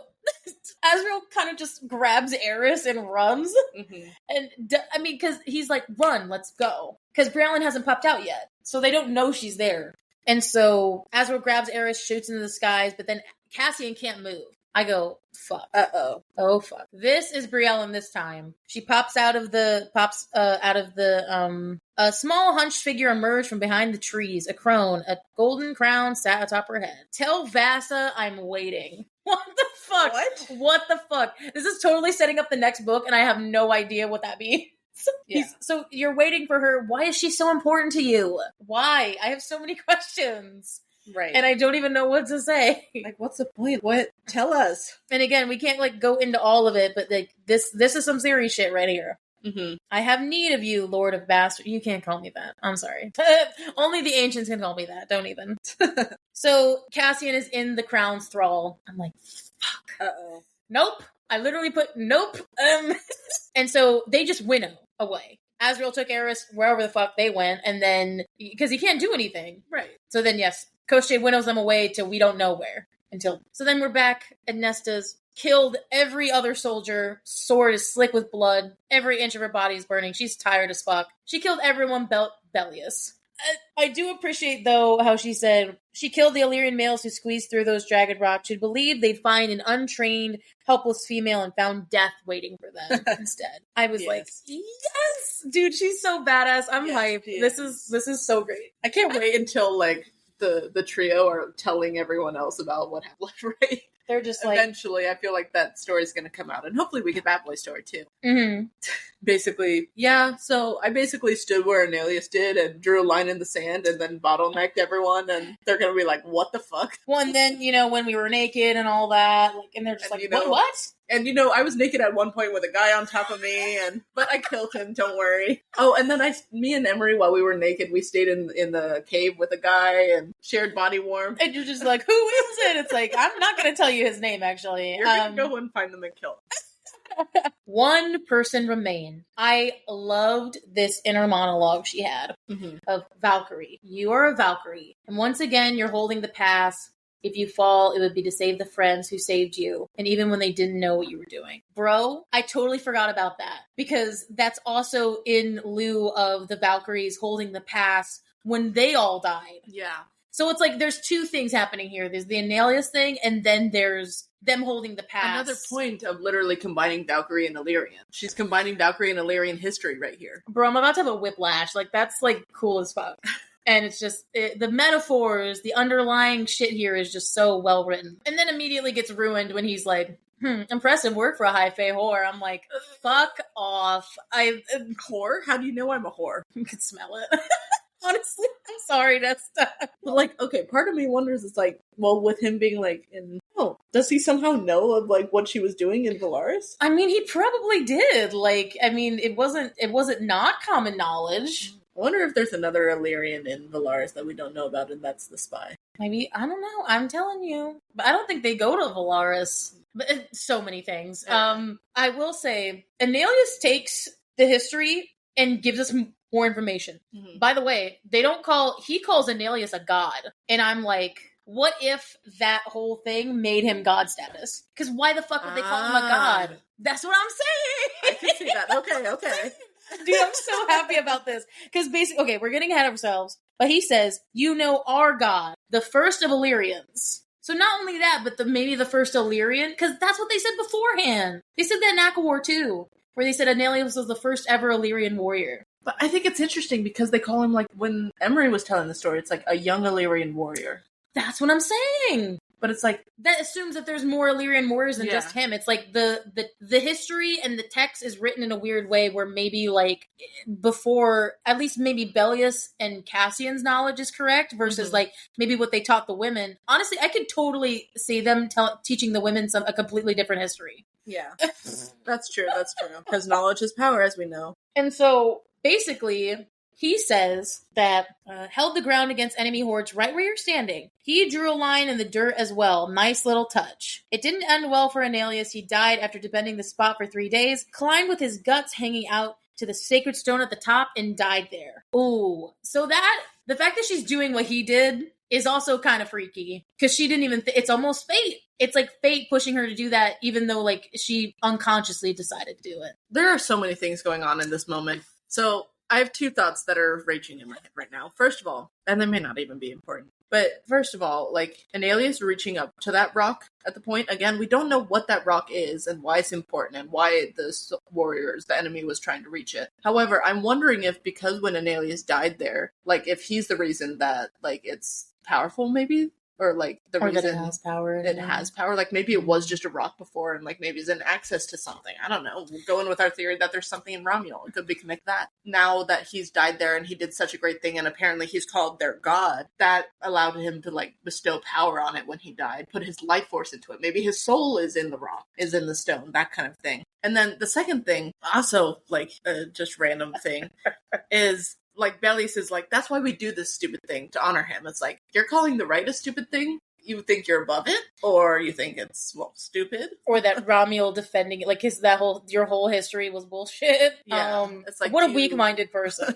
Do you not believe in your history? Or why is this a stupid thing to you? I think he's just an arrogant bastard, and he's just saying, I think he was saying that for that. But I will say, it would totally make sense that Romuald's sentient then. If like the god, like if he is his like godhood or something, because anyone in Greek mythology knows that people could get god status for doing like a very exuberant thing or something very like good for history. So it's like he could have reached god status somehow because of that. I mean, I said his soul might have been absorbed into the stone, but what if his soul was absorbed into the mountain itself, and that's why Bromios is sentient now? Is because it's literally Annelius' soul, similar to the House of Wind and how we think the mother is is underneath the House of Wind. Yes. And it's like, I feel like that could be a case thing. And then the third thing that I was going to say, sorry, I just need to get all these out, is the fact that, I mean, again, it may just be like the text trying to play tricks on me, but like the fact that Bellius is like talking about his crippled cousin. He says the C word about Emery, and I was like, of his cousin, upset. But then also, and that half-breed bitch, but then doesn't say anything about Nesta being on the mountain. Like, maybe that's because he's talking to her. I mean, he did call her a whore. But, like, basically saying of, like, those two don't deserve to be here. Disgrace the sake place. But then didn't even mention that Nesta didn't deserve to be there. Of, like, you don't deserve to be here either. I think that is more of a thing of, like, he needed her to be there because of the plan, more so than them. Well, but then also they're sullying the sacred place because they actually touched the stone. Versus then, like, getting up there at all. And I wonder if the plan wasn't actually to get Gwen and Emery too. I feel like, what if the plan was just to get Nesta up there? Which then would suggest, like, oh, maybe, like, that's when we theorized in the last episode of would they have come to Valaris to get Nesta. Well, she does explain that, though. So I will say that. That was, like, just, like, my theory there. Yeah, but I will say that I don't think they anticipated Emery and Gwen lasting to get to the top of the mountain. They thought they would. They probably didn't even think that Nesta would go looking. No. Underestimated. But so, Emery and Gwen, as he's monologuing, typical mistake, they reach the top, and they touch it, and they are winnowed away. And I was like, Reese and Cassian did say that, but I also, like, forgot about it for half a second, and I was like, where did they go? I'm intrigued. So, with so much love in her heart, seems like you didn't win. I never wanted to win, I just wanted this. Which, obviously, we get into that. He just wanted to, like, get at her. Creepy. So Nesta's like, okay, if I hold him out until dawn, my power will come back and I'll just fucking incinerate him, basically. And I was like, good on you for, like, actually trying to use your power in this instance. So many times she's wanted her power to be gone, and it's like, actually, now she's like, I need my power. Kind of wanted it. She's tired, and it's just, honestly, she's been fighting for a long, long time. I mean, also, if her power comes back, she can heal properly. She can. But then his power will also be back, too. That's true. Not that he had to do much of it, but... So then a storm is around the mountaintop. very much visually happening. Oh, she gets hit back hard. She gets disarmed. She gets her shield disarmed as well. Yeah. And she gets hit. And I'm like, oh, this is hurt. Disappointing. Oh, then she gets hit in the back. So she gets punched into the fucking boulder, and then her back I was like, oh. I was like, that's a movie moment for sure. Yeah. Dude, he wants to kill her with his bare hands. He literally throws his sword to the side and wants to choke her to death. And I'm like, dude, this man has got issues. Clearly it runs in his family. Yeah. And just as she's thinking about stopping, she remembers her friends had made it, but she did not want to die. Very different than before about how she would have happily died. But she's like, no, I want to live happily with them. And I want to live happily with someone. Oh my God, you do not know how happy I was about this. You really think you can beat me in hand-to-hand combat? Yes, I do. Blocks his punch, punches him in the fucking nose, and then says, my mate taught me well. That got me. That got me. It was the fact that she also says my mate, but then also she's like, the air. My mate taught me well. Love it so much. That made me squeal. Did you hear me? I did hear you. I was like, that doesn't happen to you often. I did not hear that sound out of you very often. Hot. That was great. Mate. She finally accepts it. And he's not even there to hear her. No, of course. Not yet. But it finally gives her a final surge of strength. See, get rid of that humanity. You don't need that. It's holding you back. Fuck off. Yeah, no. So basically, they are hitting each other in the face. He is hitting her in the jaw, Crunch. The gut. It's ooh. Crunch, snap. And he punches her beyond the line she made. Dude, this almost made me cry, especially what we've been talking about as of recently. When she's crawling towards, right? She was alone. She had been born alone and would die alone. Dude, that got me. Oh my goodness. I was like, holy hell. Because remember, at the start of the right, correct, she thought, oh, I wish Cassian was here to save me. And she's like, no. I need to do. But it's she's literally on death's door. She has fought and literally cannot do anything else. And she's just thinking, no, I'm gonna die alone, actually. Even though, it's bad because we're getting into it, but, the fact that, he ex machina comes and saves her, I'm like, yes!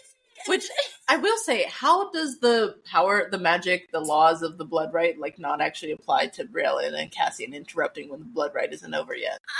But the thing is, he isn't taking her. I think that's a very specific rule where it's if you take someone from the right, if you go in and try to save someone and take them. I thought it was that, if you intervene at all. Well, I mean, I think you need to look at, the text of what it says. You know how the Harry Potter franchise did, the Fantastic Beasts guidebook? Mm-hmm. That's what we need of the Illyrian laws. I need the Illyrian bylaws just to see what it specifically says. Because magic is specific, as they always keep wanting to remind us. It's okay, well, tell us what the specific laws are then, so we know how to work around them. Right. So he literally slits Bellius' throat, intervenes. Hot damn, yeah. I was so happy about this, and then immediately sad. Because she says, the other set of wings, Cassian standing there, teeth bared, wondering if the thunder rocking the mountain had been his rage. Oh, and the fact that he offered her his hand, and immediately thinks he's gonna whisper sweet nothings in her ear, and he's like, I'm gonna kill you too. And now I'm going to slit your pretty little throat. She's like, what the fuck? This is not Cassian. I literally put, what the fuck, no. What the fuck, no. POV. This is how my notes go. This is crazy. God, he is in Cassian's POV, he's yelling in his brain, please kill me before I kill you. Please. Honestly, this gave me 4 and, God. Yeah. This gave me Divergent vibes of when he's mind controlled at the end and he's kill me, and she's about to shoot him, but then she puts it toward herself and she's like, it's me. Oh my God. That was that was my series before this one. So the fact that I realized that, I was I also have a theory, mass-verse wise, that I don't think mates can hurt each other. Regardless of what the... not direct. No, they cannot hurt. Even magic like that cannot break that magic. Yeah. because that's just so ancient. So yes, he obviously is under her spell. He pulls her into like kind of like this. He's like holding her, but it's not good. It's like he's noticing. He like clamped his arms around her hard enough that her bone shifted against his hand. I was like, that is literally a bone crushing hug. I was like, ew, not hot. Not hot. Cassian, let go. He can't obey you, Nesta Archeron. He's mine now. No, I literally. He's like screaming like, kill me before I have to do this. I put, he is mine now. Nope, he is not. No. He is mine, bitch. Get away, you old fucking hag. Get away from my man. He's mine now. Jesus, shut up. Okay. You can't handle him. I will be immediately yelling at the screen when this like live action and or anime version comes out, and I'm just gonna be like, no, he's not! Back off! Back the fuck off, he's not yours. Literally you at every JK stan. No, I can share. I'm just not happy about it. Yeah, no, you can't. And so, chapter 74, Nesta. Dude, apparently, like, even Briellen made the fucking storm go away. Like, she brought the storm and then made the storm go away. Yeah. So it's like, this is a thing where even nature is influenced by the crown, and I'm like, that's OP as fuck. I mean, the whole trove is, but anyway. She found Cassian with nothing in his eyes, and they were empty. I was like, wow, not my baby. I was so mad about this. I was like, if he dies, I'm going to riot. Yeah. I'm going you're going to riot alongside Nesta. I am going to riot. I'm going to be so pissed. So, Briellen made all this happen. She obviously goes into an evil monologue because they can't stop doing that. So, your power was too strong and I need you worn down. Into this primitive speckle. Yeah, it's like, dude, you made this happen? Also, like, you primitive? It was too primitive for you, which is why you added all the weapons. Or you needed other people to do it for you because you didn't want to do this dirty work. Because she's still a queen. How dare she get her hands dirty? Whatever. So, as she starts from the beginning of this encounter, she only meant to take Emery. The plan was not to take Nesta and Gwen. Mm-hmm. They just wanted to take Emery into the Blood Right so that she would go against the bylaws and go and save her. Mm-hmm. So then she'd be on death's door or in the right, which was a good idea. But then they're like, "Oh, but then you guys were all there that night, and that just made my life easier." Like you would obviously die during that right. So that kind of like breaks our vibe of what would have happened. They wouldn't like again. It was a perfect circumstance for them to be at Emery's cabin in that moment, but it's like it's honestly good that they were there to save Emery. Honestly, yeah, they were, because then she would have been in there alone and wouldn't have survived. Yeah, she would have drowned in that river. Mm-hmm. Basically, this was to wear Nesta down so that they could have this face off and her not be afraid of her power. Yeah, my question also when she's monologuing this is why now? You could have killed me all week. And also, Braylon's like glowering at interruptions, like, how dare you interrupt me in my monologuing? She's still a queen. I mean, she's still the queen we met back in Akamath. She was there. Mm-hmm. She says she was waiting for Cassian because she needed the leverage. Because she wants the trove. End of the day. She used Eris to lure Cassian out, used Eris's own soldiers on him, surrounded him. Eris foolishly tried to break them out of their stupor. Which is another good, like, reason that he's a good male. He tried to help his soldiers. He tried to help them, but they weren't, and they captured them, and then Koschei winnowed them to the continent. She basically says if Cassian hadn't have come and did what he needed to do, Eris was on death's door. He was not useful for anything else. Because, as we find out later, Rhys looked into his mind and he legit knew nothing. Which is true. He didn't know any valuable enough information. So Eris, honestly, Cassian saved Eris. Yeah. Also, we get where Bellius was stupid and he went off without his party. He wanted to have fun. I do like the quote of her saying, he wandered off from his scouting unit to look for fun in my land, so I showed him my idea of fun. I was like, honestly, that's kind of cool. Again, in a villainy way, but not like... In a villainy way, but it's like, yeah, Bellius probably was like looking for human women to have fun with. But honestly, the way he's been acting is not him. Yeah. We met... It's the same person. The crown did not make that difference. That's true. So basically, because the Briellen is also... This is kind of her faux pas and her downfall, is that she was not used to being Fae, so she also doesn't know how specific you need to be. Mm-hmm. And so she said, well, I told him like to maim and harm you, but not to actually kill you, but he kind of took with that and tried to kill you anyway. Yeah. She's like, well, I don't care. She's like talking about, she's like, I knew the right would be so much more entertaining with weapons. So of course, we find out, what the fuck do you even know about the right then? I was just like, well, no, you gave them weapons because you thought they couldn't do the job.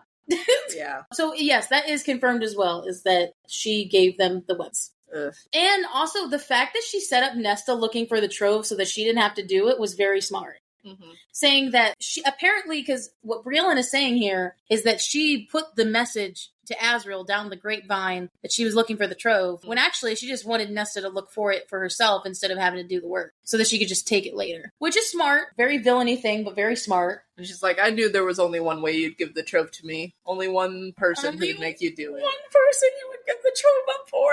You're me. God damn it. She knew it. She knew it.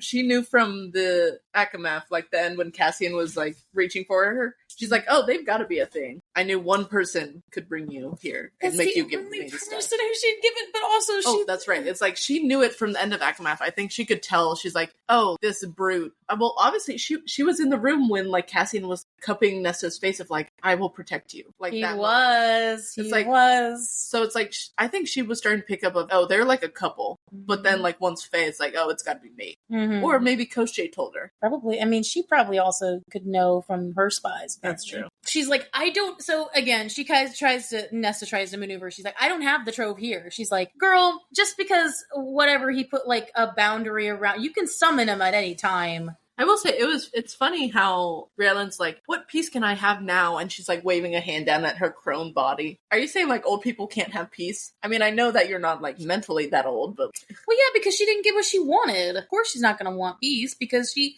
got the bad end of the deal. Yeah, because she tried to force magic. She's like, I want retribution. And then she's like talking about how like, I shall make myself young again. I shall leave you both untouched. And Nesta's like, I sent the lie. She's like, I also know better. Yeah. I'm not dumb. But Cassian gets through it a little bit and says don't. Which Briellen is surprised about. She's like, how the fuck? Through the because it's her. I'm telling you, mates are above all else. All other powers. And like his mouth shuts, but he's no longer glassy-eyed. Like he's focused. Or at least he's clear-eyed. So she thinks Nesta will give her the trove in return for Cassian's life, but it's one of those things where, honestly, she's kind of having a moment of Gwen and her sister. Am I going to give her the key to the fucking, like, candy store and then just, I don't know. He's saying kill me, even though I don't want to. I don't want to die, but, like, kill me. You will allow the world to turn to ash and ruin before you let your mate die. She's like, no. So then she's like, oh, well, I'll try to convince you. So he makes her fight him.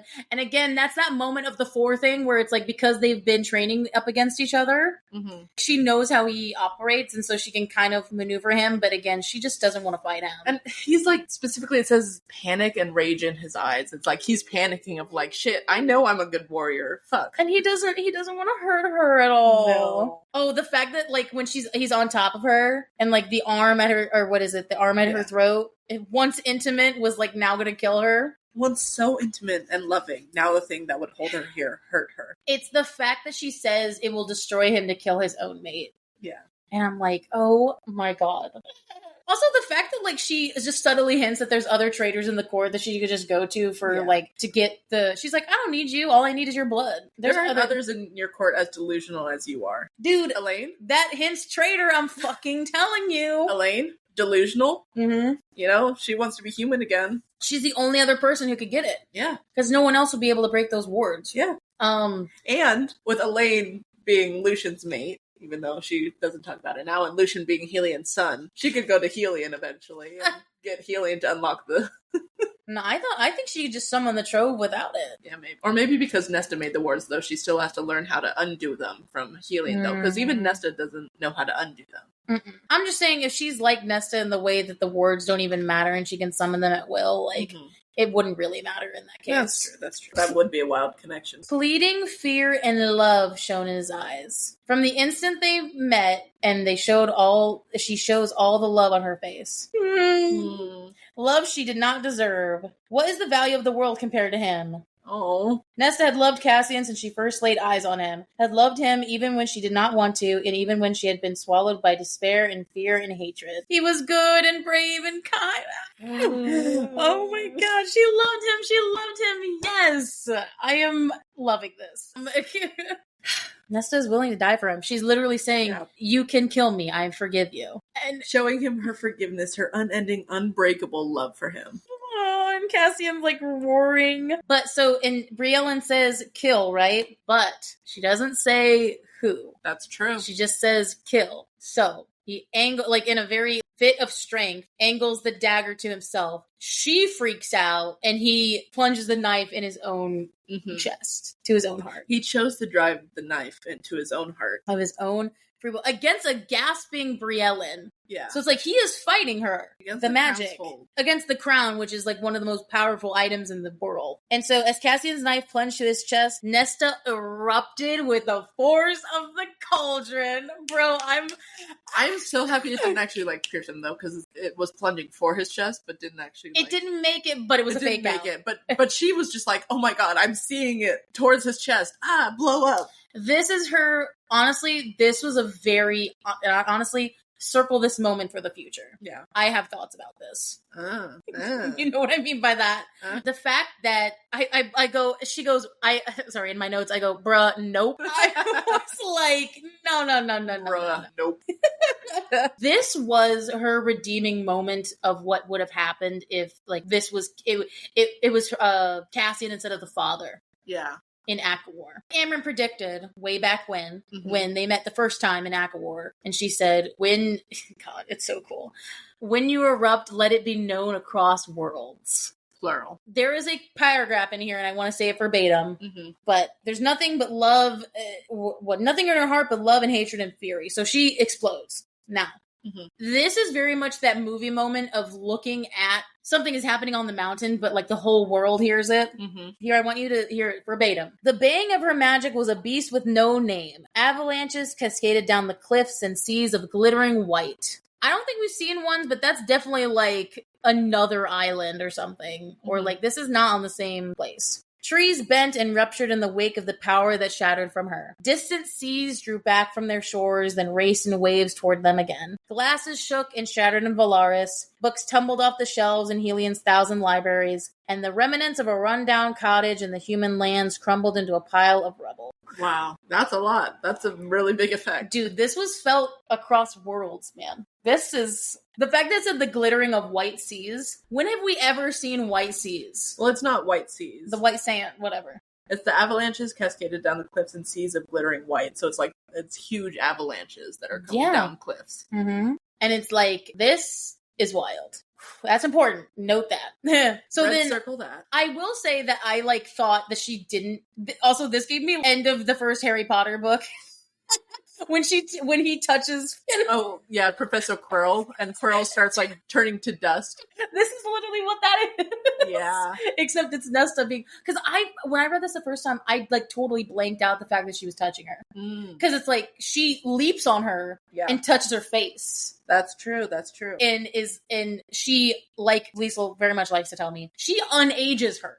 So it's like she's going back in time. So she kind of gets what she wanted, but then she's just into dust. Which we've seen, like, in the Infinity War, Marvel Infinity War, for example. There's people that are turning to dust there, but they don't, like, unage. And then I've been watching My Hero Academia, an anime, and there is a character in there that has a power that can, like, reverse things. Like, it can unage things as well. And rewind, basically. And it's like, that's neat. So it's like, that also makes, like, when I watched that, I'm like, I thought of this too. Like, rewinding. Well, it's almost like this really cool, you kind of get what you asked for kind of thing, but then you're dead. Like it's like the youth. You asked to be young again. You were for a split second, but then I killed you. And I gave you what you wanted, and then I killed you. That Harry Potter thing kind of got me, though. Kindness.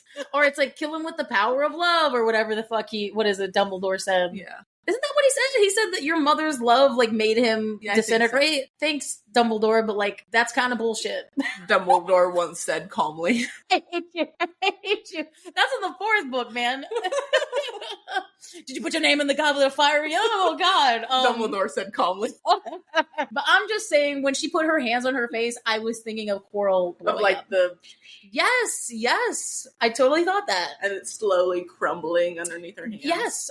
Yes, very much so. And, like, Cassian does say it, like, she unmade her. Yes. Cauldron power and all. She used the whole fucking kit and boodle, and it's like, all right, she's gone. That kind of put our theory of, like, she would be dead by the end of this book makes sense.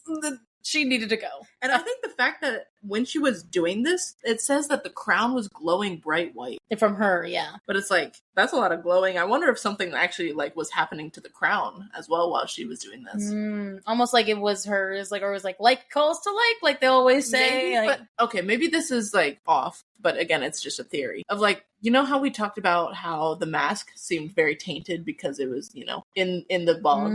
It was in Orid, which is a very tainted place, and how maybe the trove items absorb, they're neutral items, but then they absorb what they've been around. And so we had the theory that the crown was maybe with Kostje in the lake. So I'm wondering if like what she's doing now, she's like unmaking thing. What if she's purifying power inside the crown and returning it to its neutral state? I mean, I think so, because it's described as like black and ornate, like when she's wearing it. When I'll have to see like in the text later when she's wearing it what it says.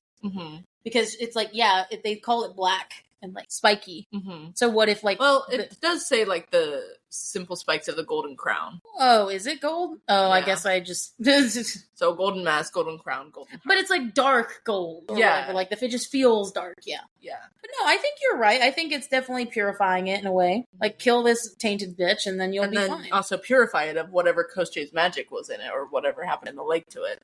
So I grasped onto that when it was specifically... So that's really neat. Blindingly white. Badass. Could not have asked for like a better death. Like honestly, that was a good death. That was a good death. Good job, Braylon. We hate you, but good death. It was honestly not as good of a villain as Amarantha. I don't think anyone will be as good as that villain that I originally thought. She's just so cool. Amarantha didn't even monologue really that much. That's what made her so cool, is that she was like a woman who like actually used her brain, but like wasn't really a monologuer. It wasn't something like very physical. Smart. Yes. She knew her plans were working. And she knew like her words were very specific. Yes. I mean, she was the one that taught our whole fandom of like words have to be specific. She taught us all the only thing that Amarantha did for any of us is that our words are specific and that we need to be careful. I told us like bargains are specific. Good Lord.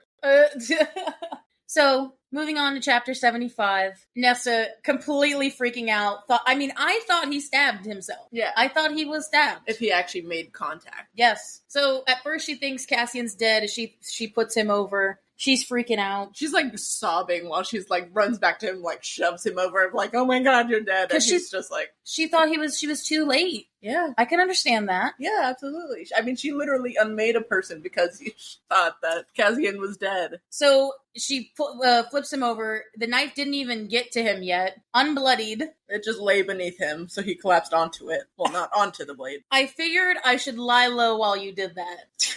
Hilarious. Always the comedian. Well, to be fair, he already knew that Nesta had a lot of power, but like you just saw your mate like unmake someone like that, and he's just like, I figured I'd be safer if I just laid here like this. It's like you unmade her, right? No, like, she probably doesn't even consider that right now. You're aware. Are you aware that you just unmade someone? Bro, she had it coming. I mean, she's been having it coming since book 2. I hated those bitches when we met them at first. So at least one of them's dead. Yeah. Oh, but girl, this is so cute, but it gets ruined so easily. He said, "You're my mate, Cassian!" Using his name as well, which we know is a big thing for her. Yeah. I was just going through the TikToks, and it was like a moment where it's like, oh yeah, she said her name, his name. He said, "Where is he? Where is Cassian?" And then you made a comment of, "Oh, if Cassian were here right now, he immediate hardness." That sounds like me. I'm like he would have been. Also, I do want to. This is just a small thing, but the fact she looked over to where the crown was above a black stain that was Braylon. It's like that's like the whole phrase of she was a stain on the face of the earth. The metaphor there, there. Now it's very literal. She is a black stain on the face of the earth, and she's dead. Mm-hmm. And you're mine, dude. He also put his hands in her hair, and that kiss, goddamn, wow. And a kiss. It did not matter. The world around them. A mate's kiss. One set their souls twining and glowing. Oh. But of course that doesn't last long, does it? No. I'm going to tell you right now, I was kind of shocked that it happened this quickly. Yeah. I thought it'd be a thing where they'd have their moment and then they would, I don't want to say fuck. I don't think they would have fucked at this point, but I think at Cassian would never fuck on Robin. They've already defaced it enough. They're not going to have sex at the top. No. I think I was surprised about how quick this was. I thought they were at least going to have a moment of calm, but no, it's just immediate. Yeah. Mor and Azrael appear, Winnow out of nowhere on top of the mountain. I don't even think they're supposed to be there. I mean, technically it's, well, no. It's over. But they're not supposed to be there unless it's the right. Yeah. That's the thing. And it's over, yeah. I mean... How did they know the exact location? Is it a thing where Moore can winnow to a place she hasn't been, right? Am I weird about that? You have to be able to picture the place. Well, I mean, she can picture the top of Romulus. She's seen it. Yeah, maybe. I think that's thinking way too much into it. Yeah. But yeah, so Eris is safe, but he's a little bit pissed off. But it's not Eris that's the problem. Mm-hmm. It's Feyre. Uh-oh, that does not bode well. It's Feyre. Well, the fact that they said she was like 2 months away from giving birth, it makes sense that she's like in distress or something. And like the labor is kind of pre-induced. Mm-hmm. I like how the top of the next chapter starts out. The river house was like silent like a tomb. Oh no. That like someone's already gonna die here. Yeah. I was like, oh no. I will say, right at the top of this, before we even get into it, I thought she was gonna die. Yeah. I thought it was gonna happen, and that's why Sarah transitioned away from her point of view. She already planned that always happens. It does. When someone transitions to another perspective and we know they're not gonna be with them anymore, they're on the chopping block. Yeah. Damn. Versus the whole thing of like, oh, that's the main character. Main character doesn't die. Oh, but it's like, she's not the main character anymore. I was cheering up though already. I was like, oh no. So Feyre is little, dear God, what the fuck I meant. Feyre is months away from giving birth, but she's in labor anyway. Yeah. They smell blood, but there's no baby. And her face is white as death. And Reese is so panicked. Crouching next to her, just trying to... gripping her hand. Panic, terror, and pain word on his face. So, Maja has turned the baby, is able to... because that was the big problem, right? Mm-hmm. They were trying to turn it. But the thing is, it won't descend. And his heart's in distress. So that's already one thing of like the baby going out backwards, basically. Or upside down. What's they call it? Breached or whatever? Breached or something. I don't remember. We don't know anything. I mean, I know that I came out backwards. So like I can't remember if that was I tried to go out feet first or if I was upside down like this. But it's like so you just ruined your mom's vagina is what you're telling me. Yes, the amount of times that my dad told me about my birthing story. Ew, why? Why would he tell you that? Oh, and here's the video. No, thank goodness he didn't do that. Dear God. They didn't have video back then. Yeah. Back when I was born, they didn't have video. You're calling your parents old. But apparently God. I came out backwards, so like I kind of was like, oh, well, I can't relate to that because I didn't know how it felt, but... I hope you don't, because it's not good. It's not good. And clearly, like, it's not... Well, and they talk about her face being white as death, like she's already, like, on death's door. To feel... I can only imagine, though, having, the babe, like, wedged in the birth canal, which was true to what Sarah wrote for. Like, what the problem was is her pelvis isn't wide enough. Their birth canal is not wide enough to fit Illyrian wings. Well, and that's why in the olden days they used to break hips, and that's what would kill the mom. Yeah. It's like they'd break their hips so that the baby could come out, or like they'd break the pelvis, let's say, and then the pelvis.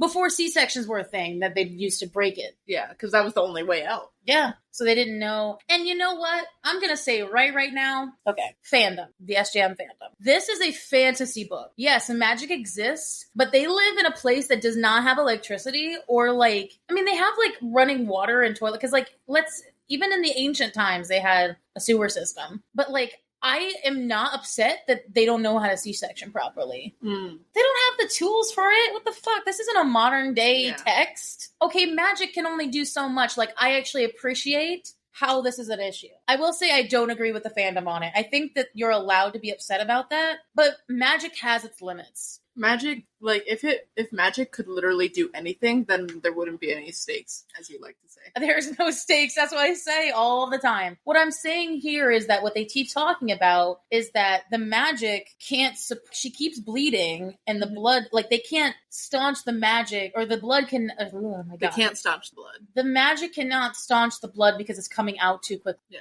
That's the problem with the C-section, is they don't have the technical tools, they don't have, the magic to be able to stop that from happening. Yeah. Because it's too much. And her own healing can't keep up, which is also scary. So yes, cutting the baby out of her will kill her. But Feyre wants her to do it anyway, because at least she could save the baby. Try and save the baby. But also, if she dies, Reese is gonna die. But to be fair, in her mind... it's better than all three of them dying. Better than all three of them dying, and she knows that there's people who are gonna love it. True. And that's the fucked up part about this all, is she's ready to die. And I hate the fact that, they would love the baby. baby. And they would, like, raise them, like, thinking of, like, well, telling the child of, like, your parents were so amazing, and blah, blah, blah. Well, if we're just taking a moment to be serious here, this is how they do it in, like, not even just in shows, but in real life, when the mom dies at the beginning. Like, there is a part, the reason that, how do I say this? I think I watched this on Grey's Anatomy, so please be like,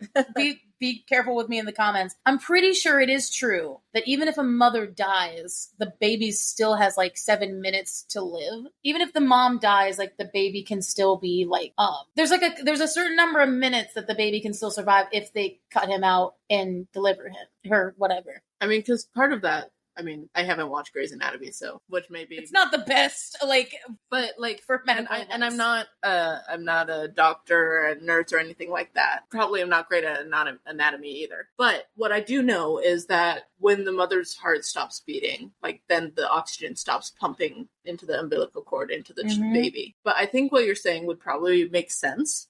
Well, even though the heart has stopped beating, there's still oxygen currently going to the baby. So then once that is cut off, then you run out of oxygen. And it's like 7 minutes time, I'm pretty sure. Like they have like about 7 minutes to get the baby out, put him in the NICU or whatever, and then able to. But what I'm saying is that like a mother, most of the mothers, at least when I've seen it, is like they would rather have the kid than like risk both of them dying, because then at least the husband, whoever is going to take care of them, will have a piece of them, because you know that that's where the baby came from. And also for mothers, like they spent so much time raising that baby inside of them. They're like, I need to give this baby a chance. I need to give this baby a chance to live rather than be selfish for my own life. And the thing is, they probably discuss this in private, but they don't. Because, like, basically what they say in this text is, like, do it, Feyre. The baby likely won't survive. I'll do it.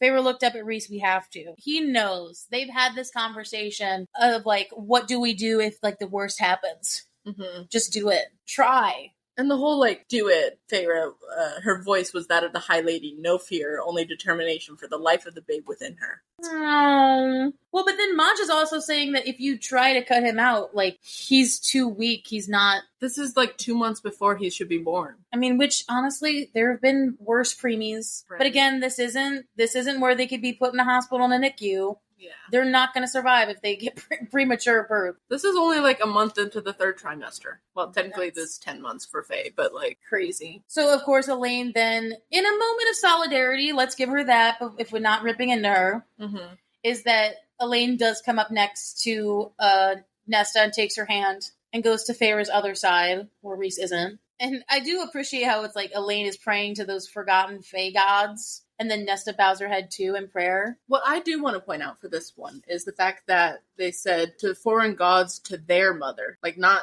necessarily to the mother, but to their mother. The mother is capitalized, though. It is. That one is capitalized, but they're also saying their mother, as in their mother that birthed them. The Archeron's mother. Mama Archeron. So, that might be stretching it a bit. But I did want to point out that it said there. I will say that could be interpreted both ways. Yeah. There as in the Fae. Oh. Their mother. Because it says the Fae gods. I'm not saying that I don't agree with you. I think that could be interpreted either way. It could be. To the Fae's forgotten gods. Or to the Fae's foreign gods. And their mother. To their mother. And yeah, I could see that too. I mean, I think that words are powerful, and I think I could understand why, like, that could be taken both ways. I mean, I already told you I believe your theory about their mother being the mother thing. So I could agree with that. Right. So we get to Cassian's POV. Everyone is dying. Feyre was dying, the babe was dying, Rhys would die with them. Oh my god. But Cassian knew it wasn't fears his own death that had his brother trembling. Because Rhys never fears his own fucking death. No, he would rather kill himself than kill them. As we know, he's tried already. But that was the bargain. I don't want you doing that shit anymore.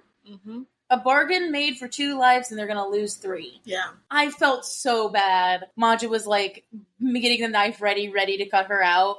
And she's like, take the pain away. And he wasn't even thinking about taking her pain away, and she didn't even mention it. Yeah. While she's like bleeding out, he's like crying and like, I wish there was something I could do. And then he didn't even think about taking her pain away. Oh my god. That's so sad. Feyre said to his mate, Feyre, darling.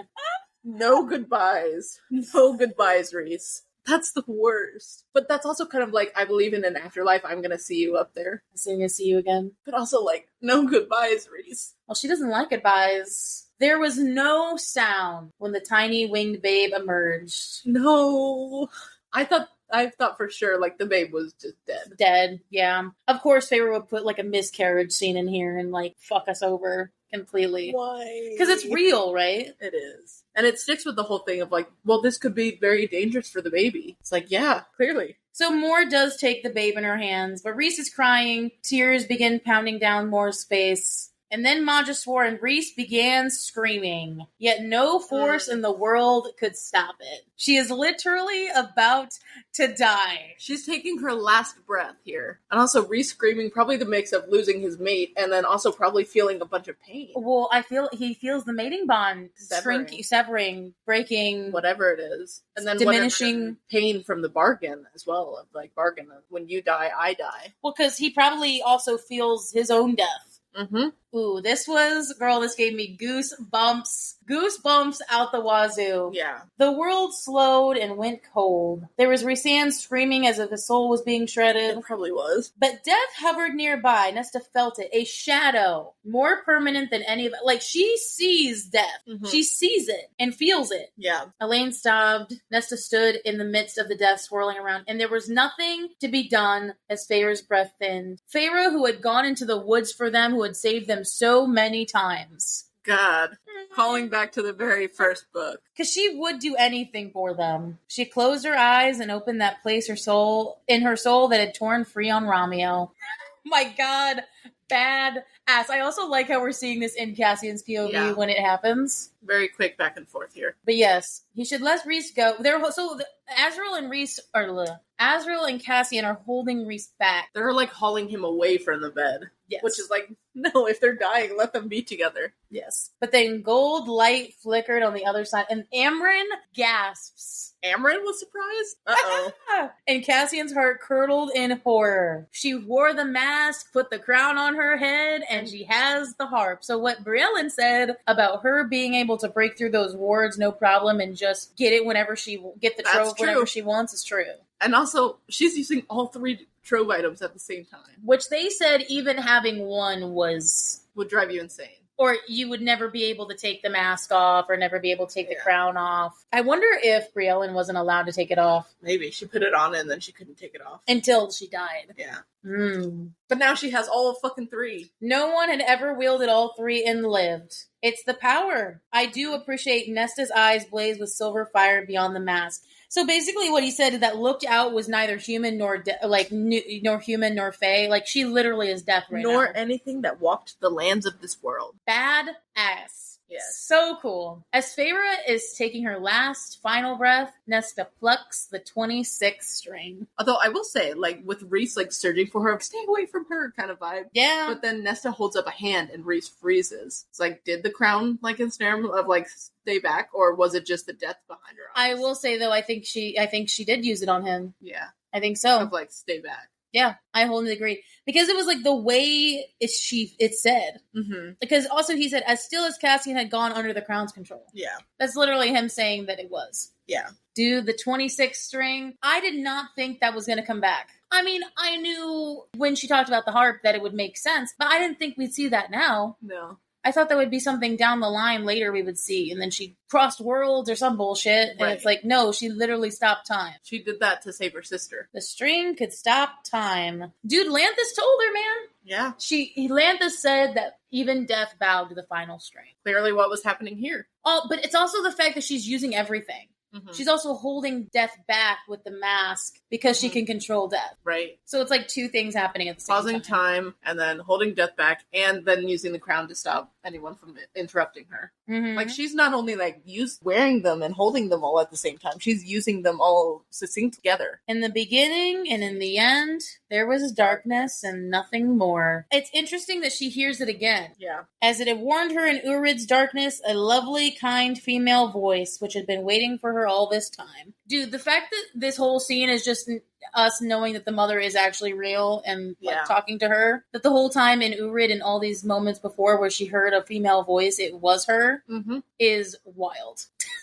I'm just so baffled and amazed by this. I think we've thought of, honestly, I did not think about this till I read the end of the book. Also, I want to know, I don't know if this is looking into it too far, but like the fact that it says, as they were whispered long ago, as they were whispered to her long ago. What other moments did a female voice whisper to her? Well, she's talking about the cauldron, because that's what she heard in the cauldron. This was at the prologue, remember? Well, yeah, I know that, but I'm wondering if there were like further times. Well, I was taking that as that's what the mother said to create the world. Like, you know how when they talk about what God said on the first day? Or, I don't know that. Well, no, but like it's not like a Bible thing. I'm just saying like it's a cultural thing of like God made water or like something like that. On the first day, God made man or whatever. It's the idea of that like the mother said when she created the world in the beginning and the end there was darkness. Okay. I was taking that as, I mean, I could totally see what you're talking about. Mm-hmm. Her maybe hearing the mother's voice when she was younger. Yeah. But I was taking that as that was just what the mother said when she created the world long ago. And she's just connected to that somehow.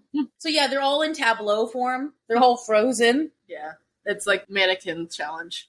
Right. God, that part in Descendants 1. The end where they're all getting moved and shit. So she's looking at everyone as she passes, right? And seeing what they're all looking like. Do you see how it might be? So, like, the mother actually starts talking to her. Mm-hmm. What you might do. I feel nothing. Is that what you wanted? To feel nothing? It was. It was what she wanted to feel. She's like, I thought that was what I wanted. But no longer. Cassian, who had been willing to plunge a dagger into his heart rather than harm her. Oh. I want to feel everything, and I want to embrace it with my whole heart. I like how the mother is not necessarily objectifying this. She's more like, but are you sure you want to do that? Because you know you're going to feel everything. It does feel very motherly, but it's also like a mentor. Like she's guiding and like actually curious about it. Of like, are you sure that this is what you want? This is like her epitome of growth, dude. Mm-hmm. Imagine growing so much from like being in the slums, being a bit of a whore and having a hoe phase, to suddenly like talking with the goddess that created the world.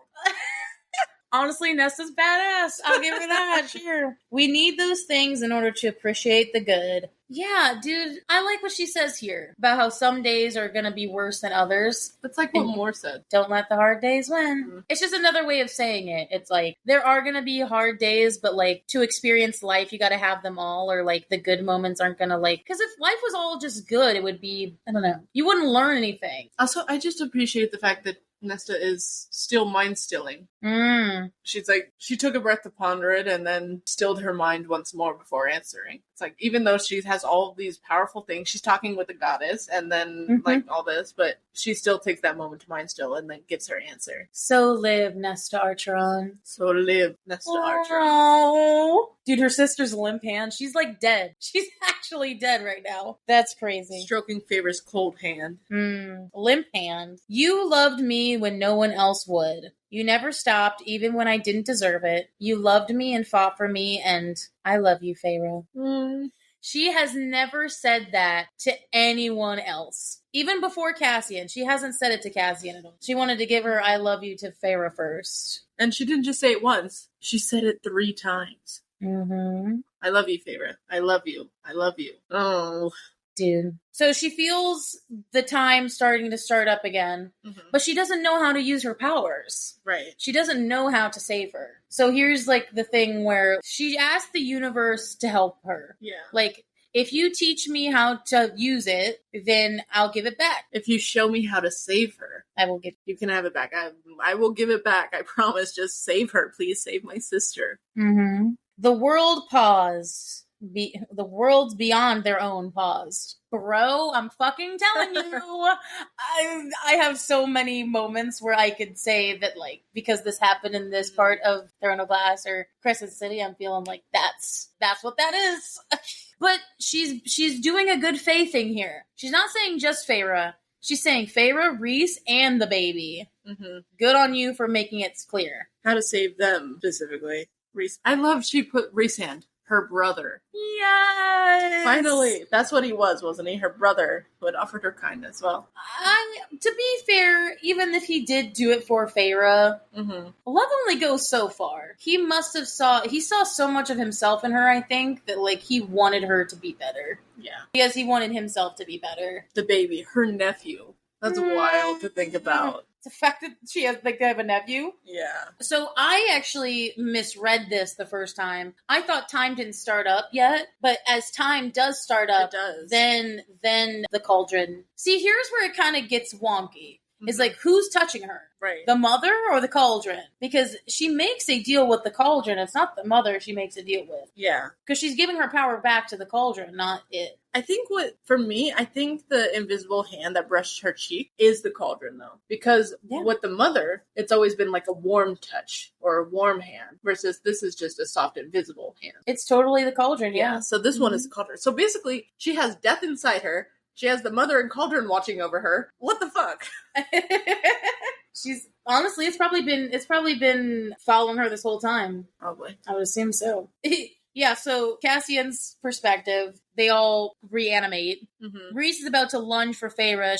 Cassian notices that Nesta is no longer where she was. But Amren stops him dead in his tracks. She's like, stop what you're doing. Do you look at the light, my man? Mm-hmm. Do you see she's trying to help, not hinder? Like, listen. I love the fact, though, that, like, of course, they're, like, hearing Nesta be like, I give it all back. And, like, Amren is like, listen. But Rhys is just raising up his power as if he's going to attack Nesta. And Amren just grabs the nape of his neck of, like, stop it, boy. Look at the light. How'd she even get up?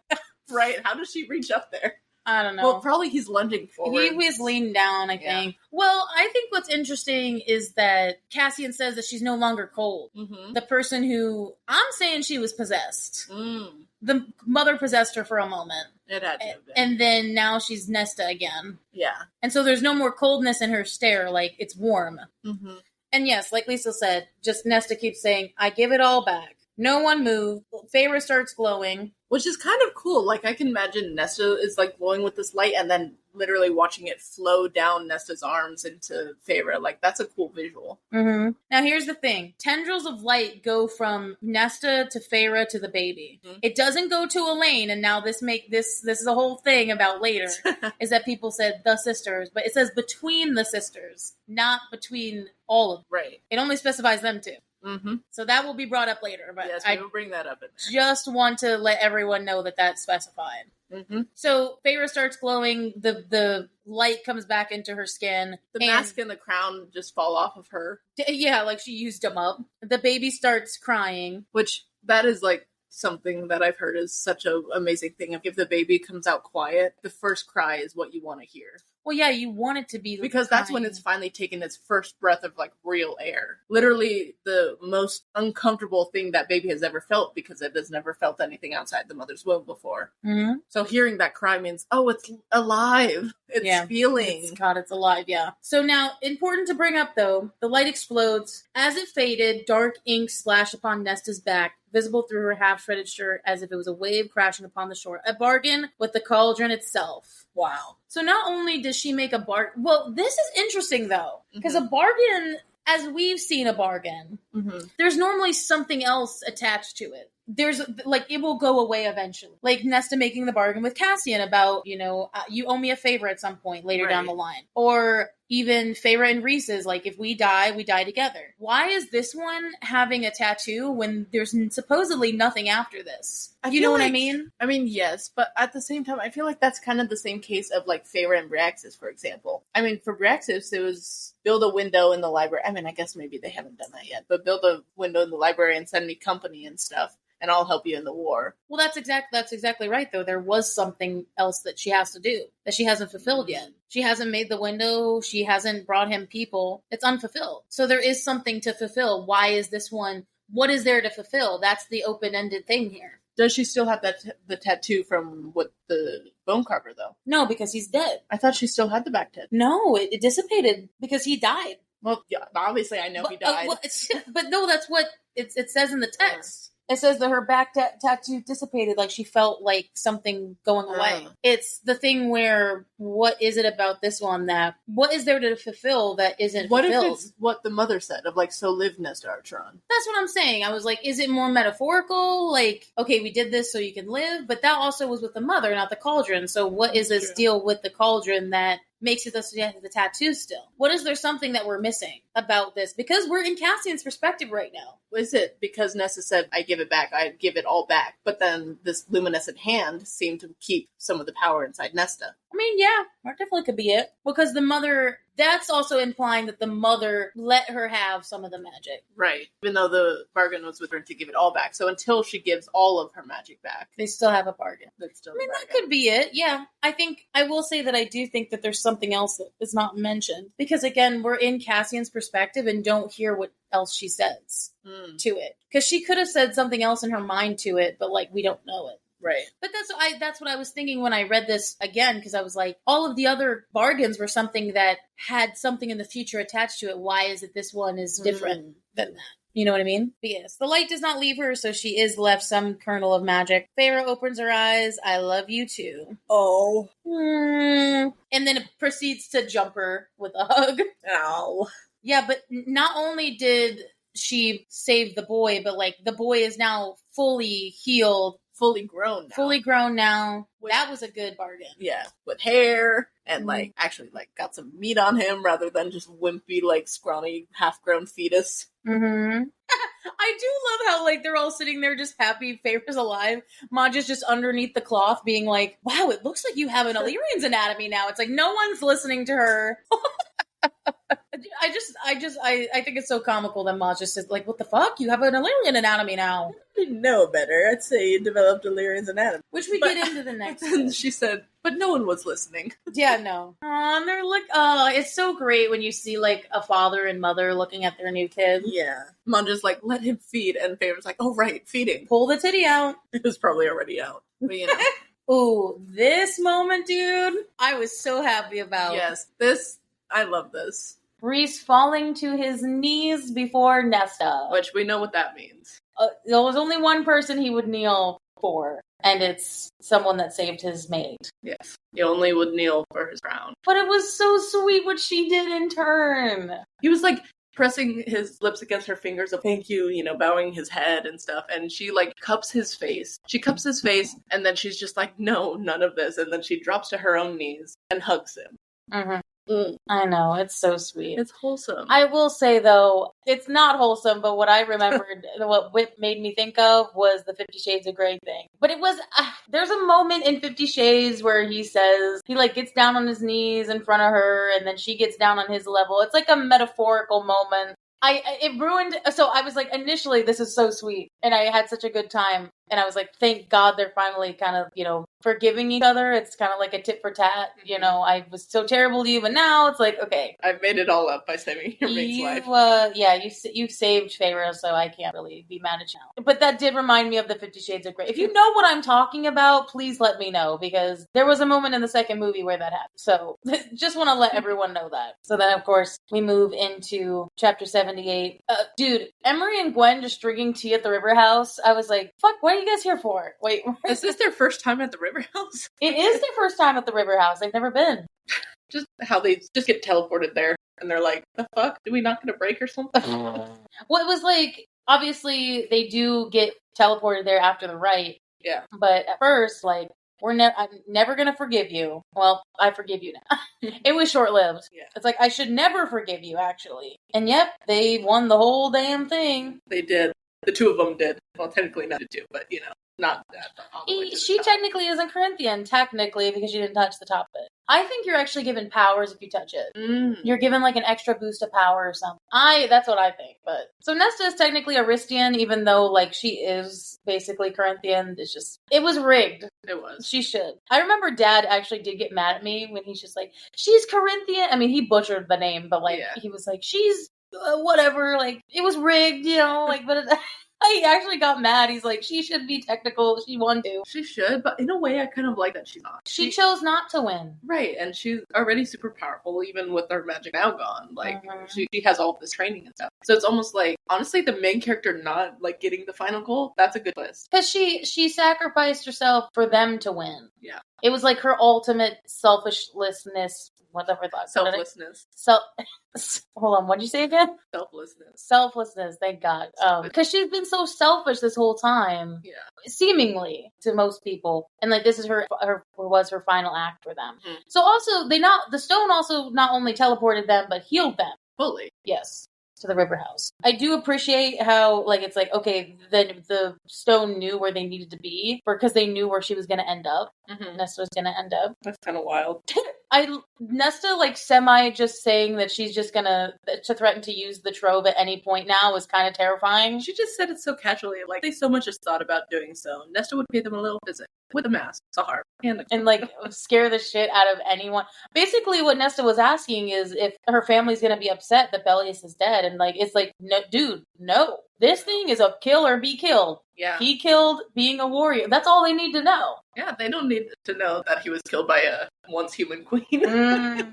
Just, he rigged the whole thing, because I feel like that's even more that would be, like, dishonoring. Bring dishonor on the family. Mm-hmm. Dishonor on you. Dishonor on your cow. It's like, death happens in the right, dude. He fell in battle. That's all I need to know. Yeah, the Illyrians are going to be upset of them winning. Yeah, absolutely. But they don't want to be called Corinthian. They want to just be called Valkyries. Yes. But they more than proved themselves with this one. I feel like they're going to end up liking their own ranks in the Valkyrie. Oh, yeah. But each rank is not going to be like, oh, you're lesser than me, because that's not Valkyrie spirit. They need to know their own, they need to have their own blood right, but not like the blood right. Right. Not killing kind. Yeah, like, if you do finish the 10,000 steps, you get to be, it's like belts in Taekwondo. Yeah. Like, if you get to a certain point, it's not blood, but you can have different colored ribbons. I do appreciate that she mentions, like, having a future. Mm-hmm. Because that was, like, the one thing that Feyre did feel when she finally accepted Rhys and the Inner Circle as her family. Yeah. Like, I see a future with these people. There is a future for me. Which is so cute. Considering at the start, she was like, there's no place for me here. Yeah, there was darkness and nothing more. That's it. There's darkness in my life and nothing more. So then we get to Cassian's POV, and now if you didn't watch our mini episode for the Feyre and Rhys chapter, you wouldn't know this, but now we know the baby's name, what they chose. Yeah. Little baby Nyx. Which is the goddess of death. Well, it's the goddess of death in some. I guess that makes sense, yes. Mm-hmm. It's also a goddess of the moon. Well, yeah, it's like the whole stars moon thing, like which for the Night Court. Could mean that Diana is.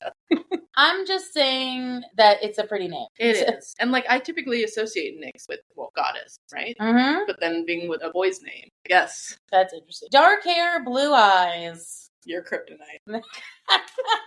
I hate you.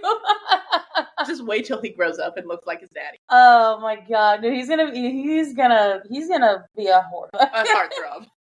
No, a whore. Well, because he has Nesta as an aunt. True.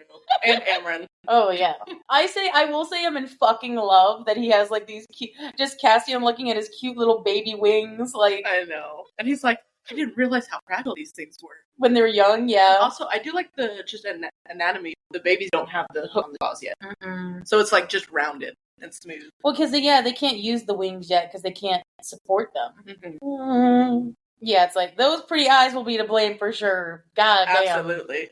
I think I was gonna say, he's happy, but he's so rattled and like holding his mate while watching his new son. His baby. Oh, the fact though that the domesticness of Cassian seeing Nesta hold the baby and being like, that's gonna one day be us.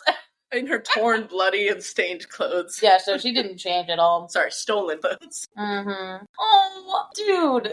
This one, it made me so sad, though. Cassian handing the baby over to Azriel and him just, like, not knowing, like, he's like, The fact that, like, that he winced away from this fragile creature in his scarred hands as if he thought he was gonna hurt Nyx. It's like, just because you have scars on your hand doesn't mean you can't hold gently. Also, Azriel holding a baby. I wanna smash.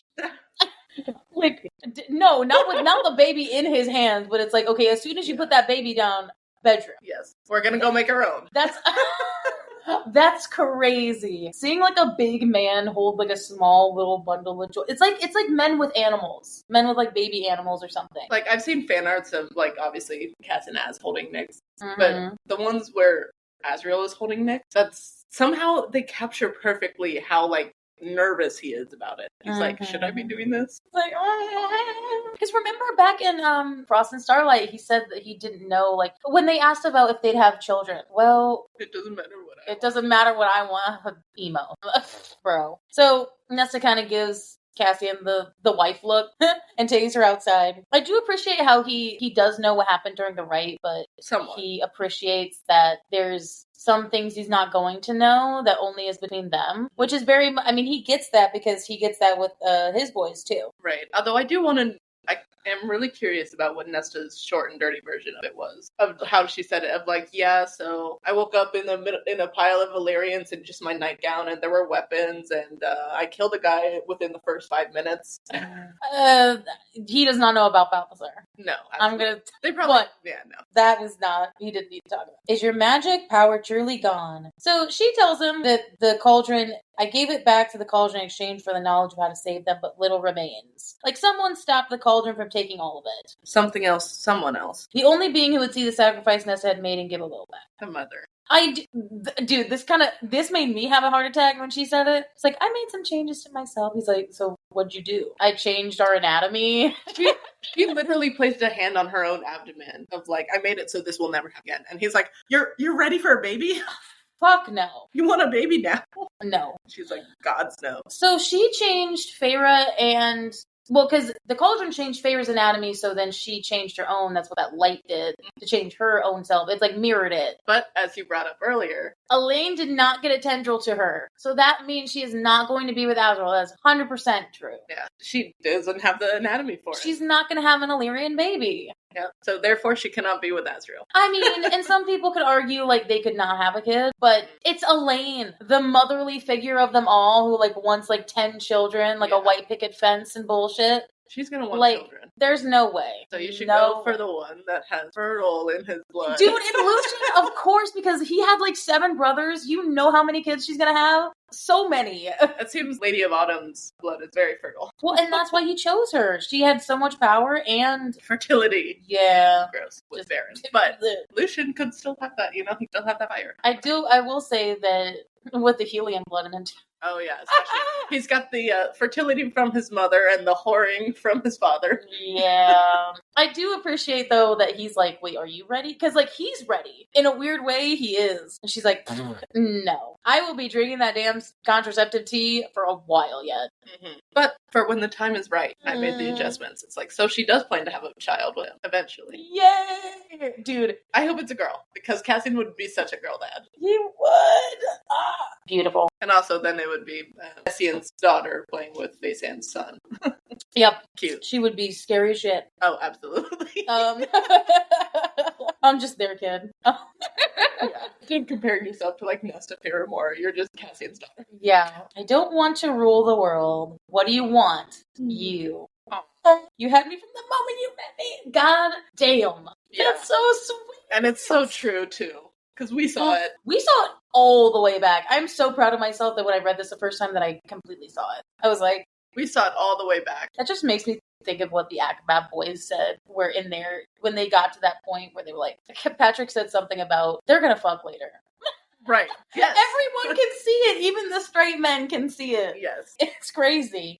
Making it seem like the straight men are just idiots. Most of them are, but so basically, going back, she says, so Reese and Feyre did bring this up in Akamath. They said normally that when there's a mating thing, like they have a ceremony. They didn't do that because obviously War and Akamath was happening. So it's not like they had a ceremony. And they didn't really want one. Like they just kind of, he's like, I scream from the rooftops, but I don't really want to do like a ceremony. Right. Then when they got married, I guess that was sort of it, but they did that so underground. Yeah. But basically, she's like, okay, I either want a super ornate mating ceremony, which is me, or she pulls out a stale biscuit from the birthing room and she's like, okay, this is what you do, right? You offer like a mate food. I love, like, the steps of it.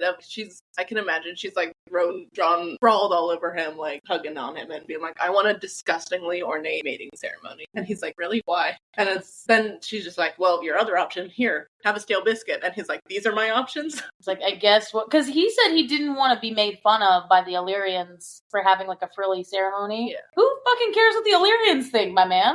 Right. You're marrying a goddess, basically. Yeah. And she's probably higher ranked than most of those Illyrians now. Yeah, I was like, exactly. I was like, she's a warrior through and through. So, like, this is a warrior's ceremony. So he's like, okay, With let's do it. disgustingly pink flowers everywhere. Well, also, she's a queen in her own right. She like, is. she has a crown now, technically. Actually, it's probably going to be like all black and death theme with swords instead of flower petals. Oh, have that instead of like the white. Mhm. It'd be like a black dress, you mean? Uh-huh. Basically, what's so funny about Sarah J. Maas, and what also disgustingly so, is that she also loves to also share with us what is to come. This is like her, in this last part of the chapter, she's basically saying, there's still shit that we gotta deal with though. Yeah. Which they did at the end of Akawar too, and so it's like, it's history repeating itself again. So, not only do they possess all three objects, they got to figure out why she's able to. The fact that she can take the trove without the protections. Mm-hmm. I'm telling you what, I'm not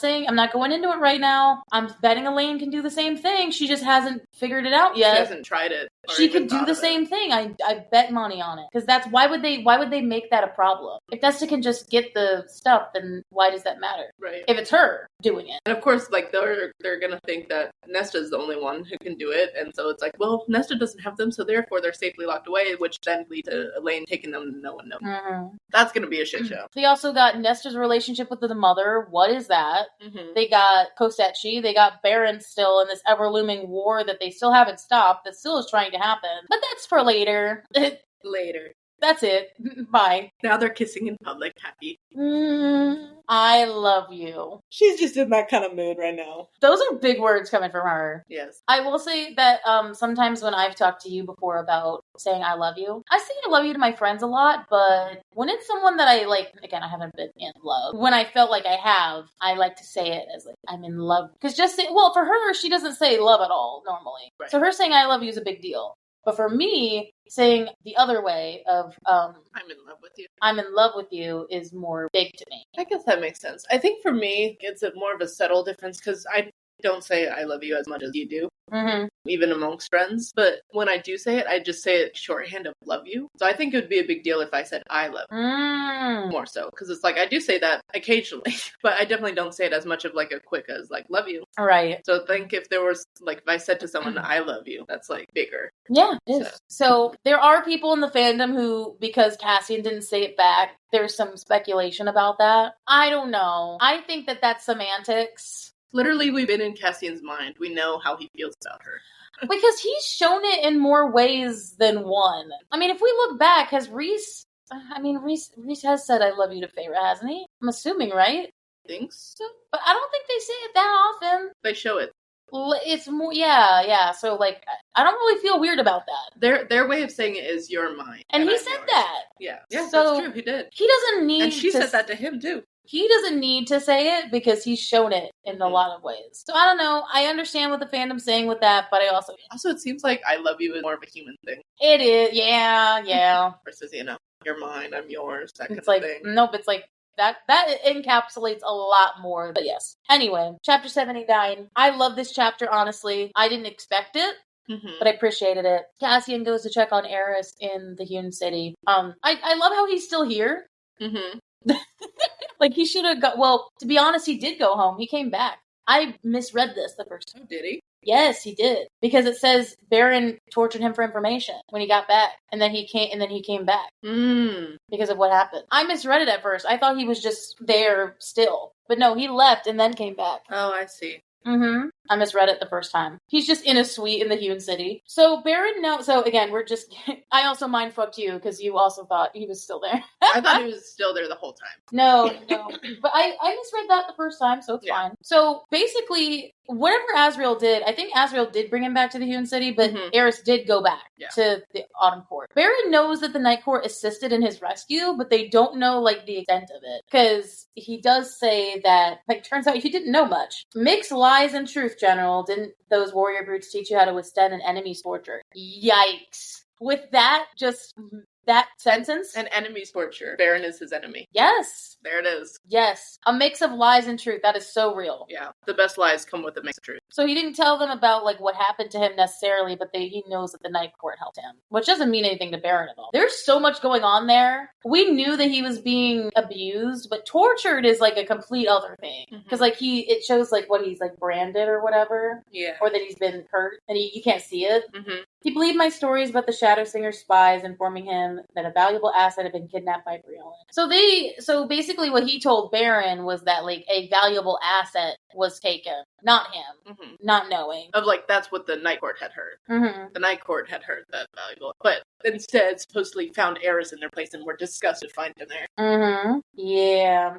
Rather than thanking the mother for his return, Baron just tortured him. Wow. Cassian started to feel bad for him, which he never did beforehand. Yeah. He's like, uh-oh, there's so much to unpack here. Yeah. When Eris started talking about the other courts, he felt jealous. Makes sense. Yeah. Literally all the other courts, even Tamlin's is a little bit better than there. At least he's not, there's a lack of caring there, but at least in the Spring Court, it's at least a little bit more He could be on his own at least there. Yeah, it's more of an anarchy than just tyrannical. Baron's is. He immediately does get mad though when Cassian gives him that look. I don't want the pity look. I know what kind of monster my father is. You don't need to, like, that's just defensiveness. Yeah. Because Cassian's never looked at him like that. And honestly, that's probably why he liked Cassian still. He would rather have, like, the I hate you look than the, like, I feel bad for you. Honestly, he probably had fun sparring with Cassian. Which I will say, this is the only there's twice in this whole season where I've given you this. I will give you that as an Azarus thing. They are very similar in how they think about themselves. Like, they would rather fight than feel pitied. But I don't know if that'll necessarily be a romantic thing, or if that will be just because he'll be with Gwen and, like, they're related somehow. It will make them bond. I could see them, though, as being close friends. Yes. I could settle for that. Yes. Later. Friends who occasionally fuck. I don't know, like... Friends with benefits? You could. After all, these Fae are always sleeping around. Don't put Gwen in it because she is related to him somehow. That would be incest. Yeah. Gwen and Eris can't be in the same. However, why did you leave more in the woods that day? Why does it still matter to you also? Well, it kind of does, actually. Okay, I'm gonna give Eris this. I thought this was actually really, really funny. When he said, she's my sister and I love her. And he's, hello, I didn't know that the Illyrians were in the habit of fucking their sister.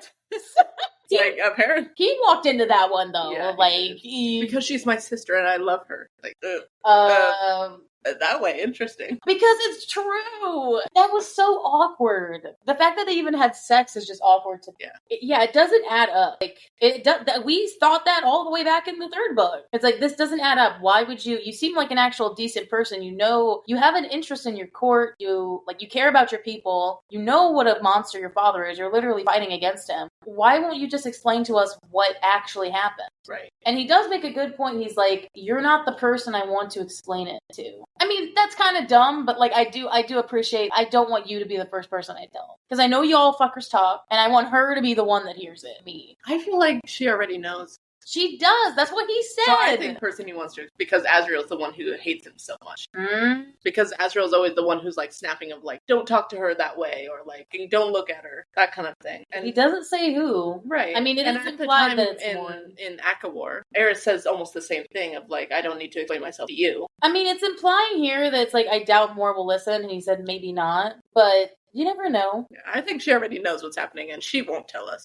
Maybe she needs to tell us first, and then we get Eris' side. But you and yours have more important things to think about than ancient history. Yeah, we know your dad's upset about his ally, dying.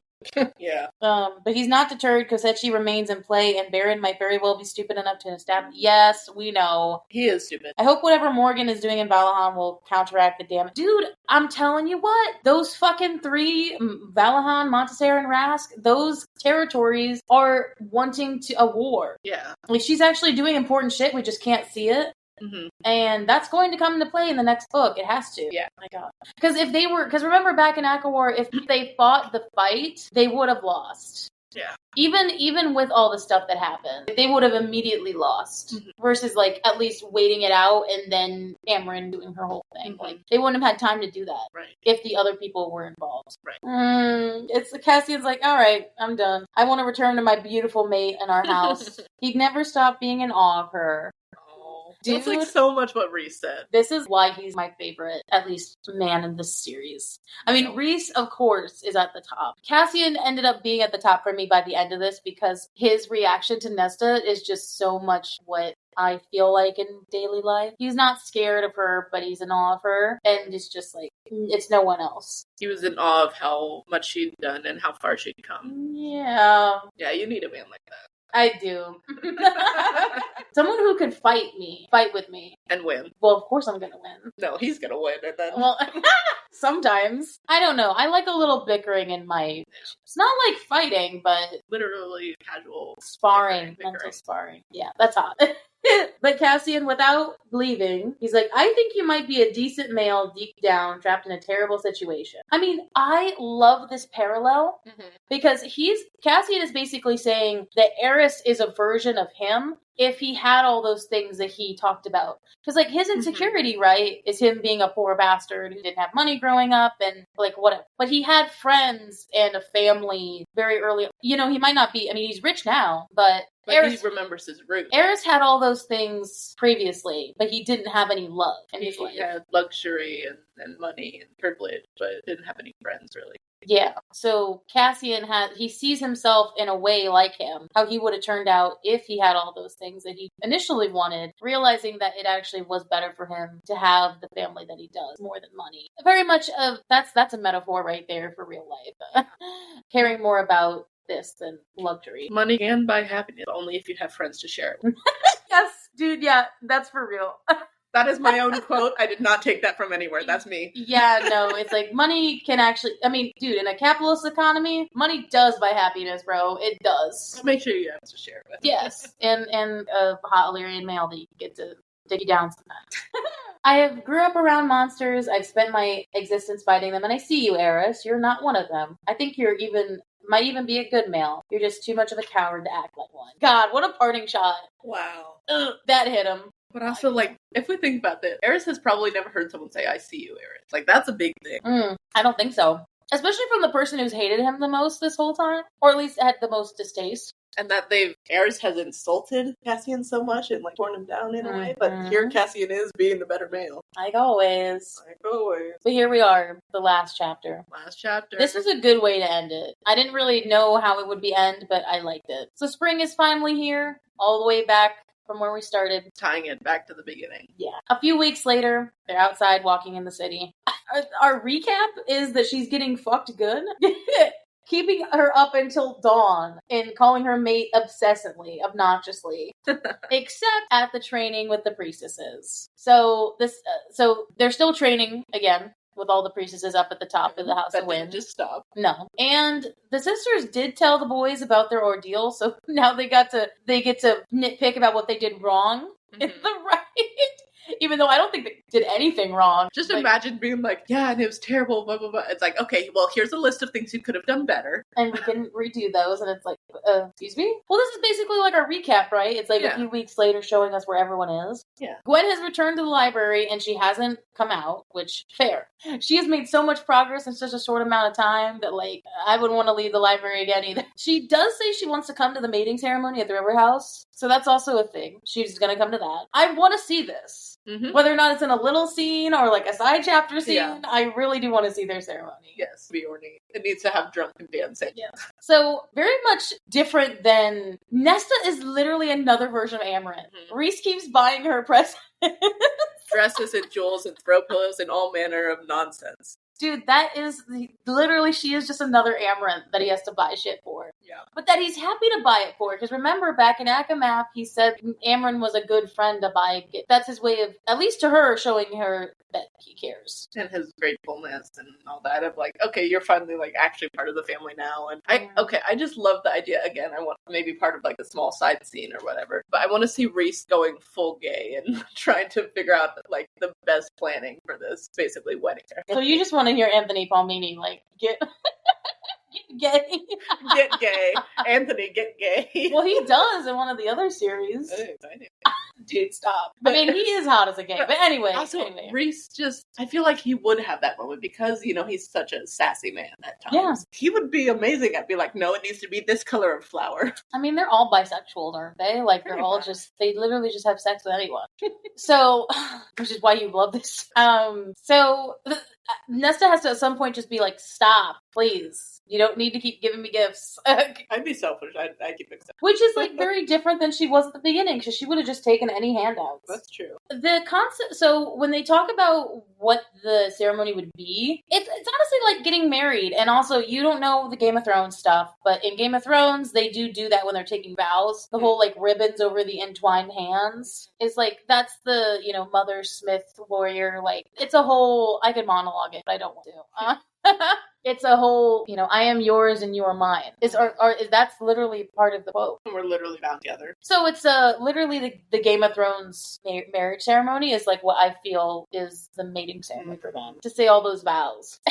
So apparently they have to keep the ribbon around their hands until they consummate the marriage. And then she's just like, "Flo, the consummation has been going on like 2 to 3 times a day for weeks now." So basically, what I'm reading here from that thing, Nesta, is that they have to keep their hands tied while they... That'll be exciting. They've already done that, probably. I do want to say that I like the idea of the ceremony thing, though, because I do want to get married in like a big ornate sort of. Yours would be disgustingly ornate. Yes. But I just want it to be like that, so that's my thing. You'd have the biggest ball gown wedding dress. But it'd be good. It wouldn't be like Feyre's dress from like book 2. Like the arms.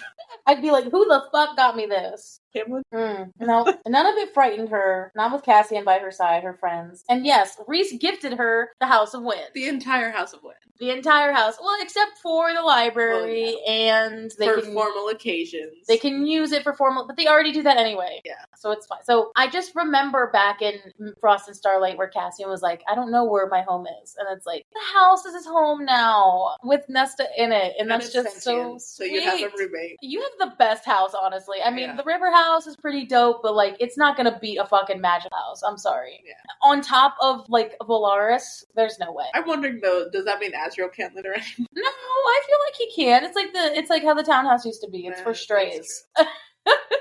I feel like Azriel probably has a house somewhere. I bet he wants to live, like if him and Gwen are going to be together, I feel like they're going to live somewhere else. Or unless maybe they do live, maybe they share the House of Wind, but I don't feel like they would. But I feel like that Azriel, at first I was thinking maybe he would have his own kind of apartment in Valaris, similar to how Lucian and Amryn do. But I feel like he would be more of like, he would have his own cabin. Like, it wouldn't be like cabin up in the mountains, but like a cabin just outside. Him and more neighbors out in the countryside, they just don't know it. Imagine Azriel actually does have this giant estate as well. He probably does. Yeah. Or they keep talking about Rose Hall. Maybe that's his like house. And that's where it's... Yes. Dude, we're fucking... God, you playing with stuff. Oh my god. No, we're actually putting stuff together. If that is Rose Hall, what if that is his place? That would make sense. Because we thought, well, we were kind of mean. We thought it was like an Alzheimer's home, or like an old person home. Well, what if it is? But like, it's his place, but he's opened it up to women who need it. I don't think so. Like, it's either his place and his mom's living there, or it is like just a sanctuary. It's one or the other. And not his place.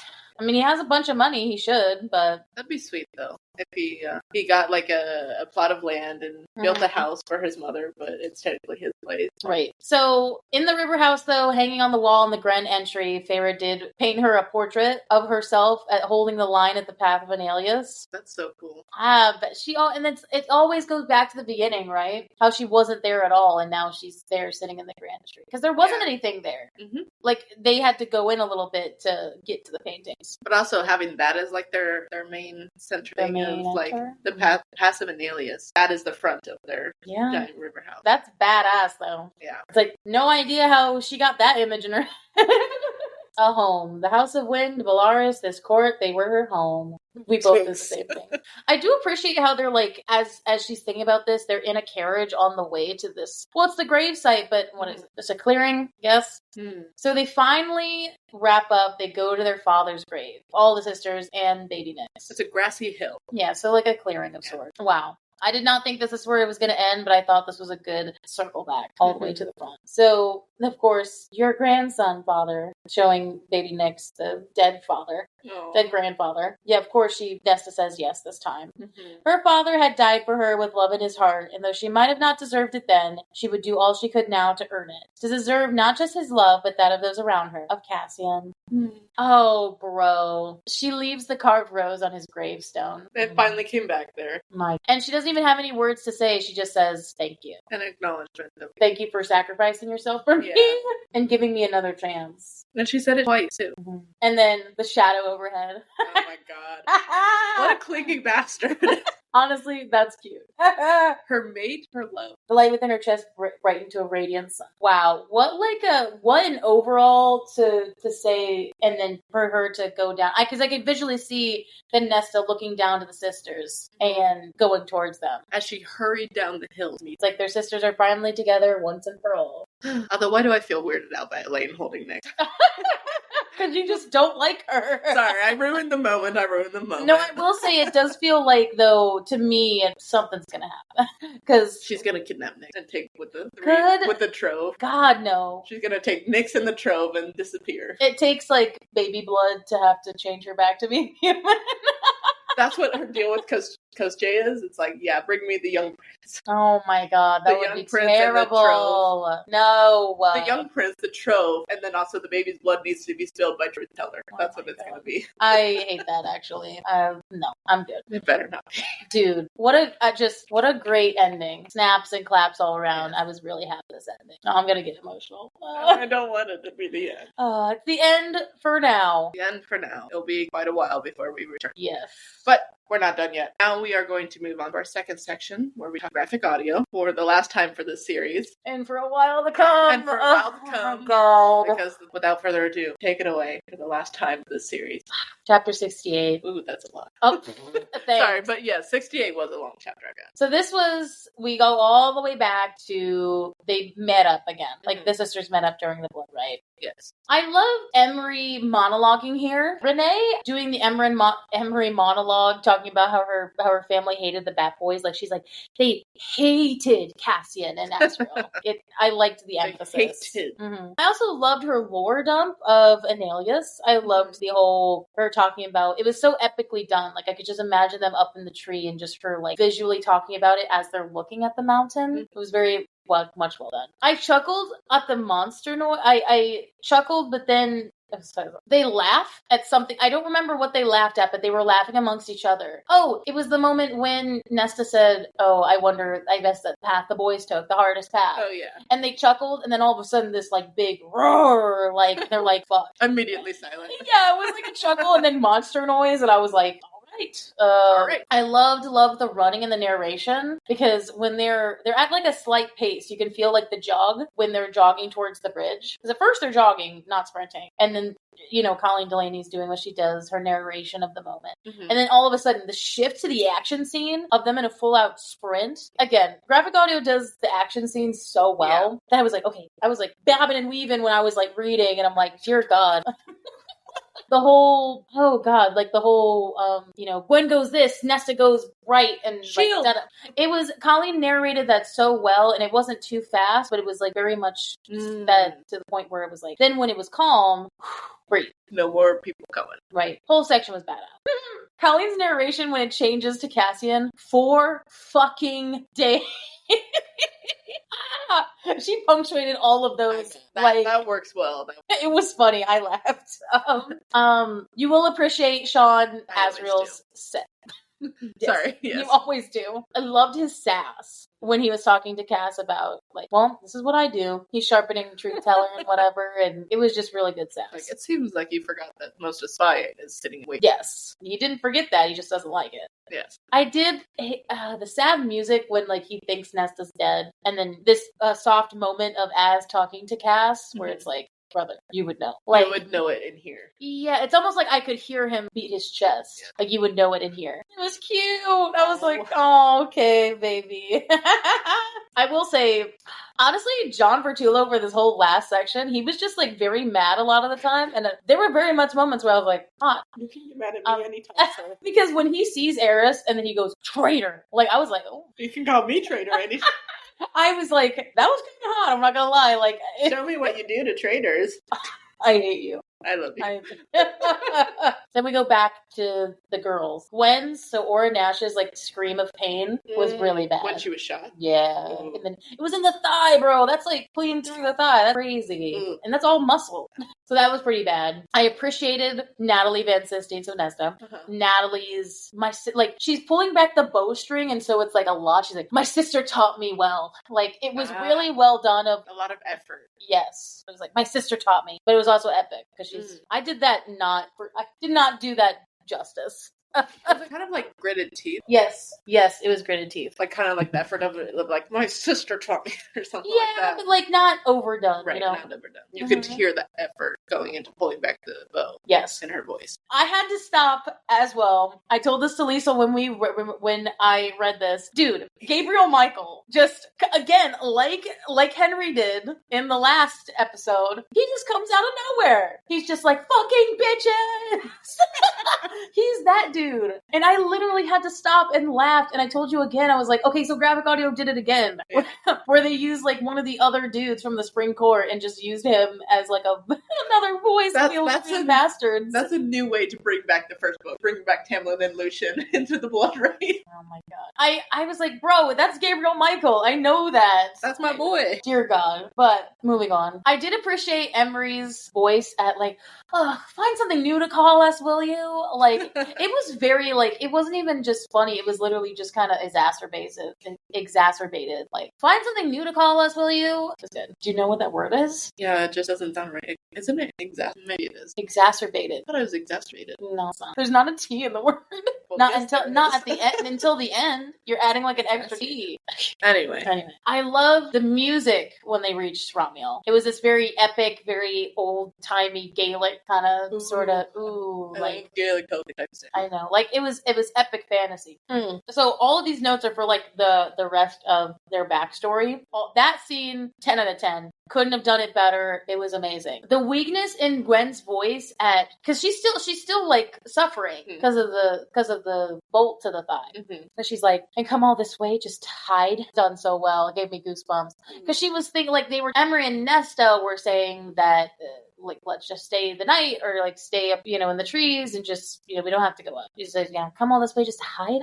I loved, I don't want to take the safe road. I love the music and the rawness in her voice at that moment when she's monologuing. She's like, I don't want to take the safe road. I want to take the road that no one has traveled before. I want to take that road. Yeah. And also, dude, Gwen's backstory, bro, I legit started tearing up when I listened back to it, which takes a lot out of me to do. I teared up when I read that. Oh, yeah. Hearing that's going to be intense. And her, like, when she said, oh my God. What made me tear up was, like, again, her backstory of, like, how her sister got killed. But it was the breakness that she's like, I knew Katrin would have been the first to sign up. Dude, it was... that broke me so hard. Yeah. I was like, oh no. Oh, God damn it. Dude, Aura, you were badass for this. Not gonna lie. Emery and Nesta at their backstories on the mountain were cool too. Because like Emery was very, her backstory was just as bad. But it was kind of like the same notes of like the breaking in the voice. Yeah. But I loved we're gonna win the whole damn thing. Yeah, they did. Yeah, like I loved Natalie's portrayal of that. So then. Chapter 69. So this is like when they're following Eris, right? And dude, everything tightened in me up when Eris just kind of came out of nowhere and said, over here, Cassian. I was like, Matthew Bassett, all right, my man. Hi, Matt. Dude, I was like, that was so low and gravelly. I was like, sir. So again, a lot of the narration I didn't really talk about when they're climbing up the mountain, but what I did note about was Gwen seeing Bellis and the music shift, about how kind of like it was very easygoing, and then all of a sudden, like this shift, there's a big music dumb moment of, really? Like, really, you again? They're here. Then the very dramatic shift then to Cassian's POV and the whole lying bastard comment. Mm-hmm. You're a lying bastard, Eris. Like, yeah. We knew this. Ooh, ooh, ooh. Ooh, ooh, ooh. Dude, the Lord of Bastards line, that was pretty good. From Coach J. Well, this is like, so how the graphic audio played it, which is what made me have to rethink, it actually was Briellen's voice at first. Because she is pretending. He is pretending to be Briellen. So it was her voice at first, but then it shifted when it came out. Coach J's voice came out later. So it was Briellen's voice actor at first. Who's like, I need of you, Lord of Bastards. It was British. I don't know if they were British beforehand, though. I thought they were all Americanized when we listened to it the first time. I think Briellen was. I never remembered which queen was. Queen that was. That's true. I know she was younger, so she wasn't the old one, but like, I don't remember if they were British at all. I think there was one British queen. Maybe, yeah. Tell me if that's true. Any graphic audio nerds. Yeah. The music at Nesta saving them. Ooh, when she makes the decision to, like... Send them ahead. Yeah. You could, like, hear it in the music of the ship. And, dude, Aura made me almost cry. And, like, she's like, we're not leaving you behind, no! Like, she was, like, going in. Like, that's tense. It was a lot. She's like, I'm gonna fight with you. I'm gonna do it. We're doing it together. Yeah, dude. That was crazy. And then the whole, like, pinch and out. Emery was like, because Emery's kind of like their rock in a sort of way. Mm-hmm. Gwen seems like the fire. Nesta seems like the ice, and then Emery's kind of like the stone, the earth, grounded. Even Emery kind of gets a little bit teary-eyed at like, there's no dead. Why do you think there's a dead? Yeah, you don't need to do this. Come with us. Yeah, like she got a little bit, oh my god. And dude, Natalie, calm as can be. The calmness with which she did this scene was crazy. I loved it. Loved it to death. And also, dude, Coach J's voice, I know exactly who this motherfucker is, and I should have known. He always plays a villain in all of these fucking shows, in all of these graphic audios. I need to know what this man's name is. He is Cyrus from Crave, who's like he's like the villain of that whole series. Oh, so like such a distinct voice that you know who he is. Yes, and he always plays a bad guy every time I hear him. He is in other graphic audios, that's just that's the first one identified that I could say. I think he's also the evil father in Zodiac Academy. Like, he always plays an evil dad. I'm not sure who this guy's voice is. I think I remember seeing, like, a picture or a name, but dear God, it's the same dude. And it's British. Oh, it's British. Well, yes. Okay, maybe then there wasn't a British queen and it was just to suggest that. Maybe it's because it's the continent, and because, I mean, every from the continent has sort of an accent. Maybe, yeah. Because Vasa has an accent. Again, it's not British accent, but she has an accent. Miriam and Draken, they had accents. It seems like everyone from the continent has accents. It's very devilish. That guy always plays villains. Too bad being typecast like that. Honestly, what is it? John Bertullo always says, cast is cast. Or typecast is cast. True. What's the second word of typecast? Yeah, that's what he always says, yeah. So then chapter 70, very short. That was like this really short chapter. The narration here was badass. So this is Nesta going up against the warriors. The sword sounds were amazing. The inner peace feeling, like, I just loved Colleen Delaney's narration in this whole chapter. It was ataraxia, inner peace. I loved it. Loved it so much. Yeah, it gave me Kung Fu Panda vibes. So then chapter 71. I liked the damning music. It was like if someone said something about like you got damned or something. It was at the top. It was with Cassian and Kosechi and all that. It was good. It was like damning, like as in like we're about to get fucked. Oh, okay. Like, we're caught, basically. Okay. I also said, why is everyone that's evil always British? Like, is it just because, like, the British people can do, like, evil accents better? So I appreciated that. So going back then to Nesta's POV, I love how the specific line of Colleen Delaney's where she said that the warriors were thinking that they were going to meet up with, like, a weak woman and found death waiting for them. That was hit really, really well. She said they found death waiting for them. Also, Bellius is a prick.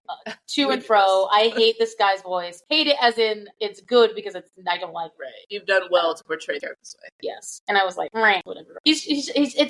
I'm sorry, but your voice is good at being semi, like, pervy while also being just, like, a dick. Because it's got, like, that weird sexualness attached to it that I'm just like, gross. I'm like, don't be sexual with me. No. Then, of course, chapter 72, the sounds of the fighting, the oofs and all, because then they get to hand-to-hand fighting. And so that was really well done. I loved the thunder, because like the thunder starts before they get into the hand-to-hand fighting. Mm-hmm. The storm is coming, and so it's like it's looming. And dude, I just yelled yes when Nesta said, because my mate taught me well. I was like, she hit that with enough vigor that I just was like, yeah. Damn right. Yes, he did. It was good. Yes, he is. Yes, Betty time. So I loved when they're in hand-to-hand combat, right? I like how in graphic audio, like the nature comes in more than I probably would have if I was paying attention. Because again, it says it in the text, but like we're also hearing it. So it's like as they're fighting, they hear the like the mountain shaking, the mountain shuddered. I like that. Like it's something big happening. And then the music when Belly's about to kill her, because right, she's monologuing to herself that I'm about to die. I don't want to die, but I'm about to. Yeah. Or like, no one's coming to save me, right? That's what she said. And so it was very dramatic death music. And then all of a sudden the thunder crashing, and then you hear the slice of the knife on his throat, and then you just like what a way to it was kind of funny just hearing him just like choke on his own blood. I kind of just laughed. This is like my sense of humor. I was like, I visualized somebody in the studio going looking into the mic, and I was laughing to myself because I feel like I would laugh after I do that. Oh, I did want to say, I don't remember if I said it, but I'm always a huge fan of like the trope where a character goes from like wanting to die and being like, it's not worth living, or I shouldn't live anymore, to being like, wait, no, I want to live. Mm-hmm. Like, I want to live. Mm-hmm. And then making that decision and doing something to try and reach towards that. And I think I forgot to say that main part. Yeah, you can definitely see the shift there. Yeah. She's like, wait, I don't want to die. I want to live. I have to live for Cassian. Also, John, what the fuck? I literally just wrote, because he hugs her, and then that's literally all I wrote. Yeah. I said, yo, John, what the fuck? Because basically what happens is he hugs her, and then he's like, and now you're going to die. Yes, I was like, that was creepy as hell. Doesn't he play a creepy character in another book? I told you that is because he plays Caleb in Zodiac Academy, and he plays like a creepy vampire. So yes, he can do creepy here, but we don't really associate Cassie and creepy. No, and I definitely was getting Caleb vibes when he said that. I was like, that was actually his casting call for that role. Oh, so 74, moving on. Hearing the hum of the crown was badass. Because like, it's almost like, because before the storm stops, you hear this, and then the storm passes. It's cool as fuck. Of course, I love an evil monologue, even though I don't like Brielle, and I loved the evil. She's like, did you think that... It was very like old posh English, and I was loving it. In the monologue, though, there was one moment where something popped out that I really wouldn't love, where she's talking about how Bellius went to the continent, and then she was just like, he thought he would have some fun. He's like, she said it such a creepy way of, this was my idea of fun. So I showed him my idea of fun. Oh, it was so cool. I liked that moment a lot. So I showed him my idea of fun. You just keep trying it over and over again. I mean, I haven't heard it yet, so. Yeah, I know. That's right. Oh, then when she said, what I want is power. Because when Nesta asked her, like, what do you want? Why are you doing this? Because Briellen's, like, very regal. And then all of a sudden in this moment, she's like, well, what I want is power. It's like, okay, bitch. And I look like this. Yeah, you can't be old and powerful. Apparently. Early life. This actress did such a good job of showing like the development of her getting a little crazier. Because then when Nesta's like, she's like, well, I don't have the trophy. She's like, I could hear her go, you can summon them at will. Like the sass in that line of her saying that was actually really those are characters like, I mean, already just by like the voice, those kind of characters are just like, oh, I really just want to shove you off a cliff. Yeah. It's like, I need you, but the entitlement, that's the word. The entitlement in it gives me Karen vibes. Briellen is a Karen. Yes, for sure. Oh my god. The don't line. Poor Cassian's just struggling. He's like, don't! Like, don't do it. John Verdulo. Colleen at the love line, at like her looking at Cassian with all the love in her heart, that was really well done. She slowed it down, very much made it like, I could see visually maybe her touching his face, taking an acting moment of like, I love you. Yeah. The John struggle, bro. Just the rampantness of her being like, and he turned the knife to himself, and then she doesn't scream. There's just a big eruptness. She doesn't scream until later. Like, but the initial eruptness was just that. Oh, that was badass. The eruption of power was so cool. I was like, literally an eruption. That was so neat. Because then, like, monologues, right? Because, like, you feel like it hit the mountains, it hit this, it da-da-da. Like, it was good. So then, chapter 75, oh, God. Then Nesta starts screaming and freaking out. She's like, like, he's dead. Yeah, like, and she's turning him over. Please, God, don't let him be dead. Yeah. And then... The comic, like, yeah, I think I was gonna just stay here while you did that, while you finished that. Also, the awe in John's voice when he, like, got up and then he's like, you unmade her. Like, you know that, right? You understand what you did, right? So then, of course, dude, the panic in Amanda's voice as more when she pops up, she's like, it's Feyre. Like, because Azriel isn't explaining it. No, he's talking about Eris, though. He's like, yeah, Eris, he's safe. We put him in the Hewn City, and Moore's just like, it's Feyre. I'm not giving you that Eris moment, but I will. No, that's not an Azriel moment. But of like, I'm just thinking Azriel is like so focused of like, oh yeah, blah blah blah, listing.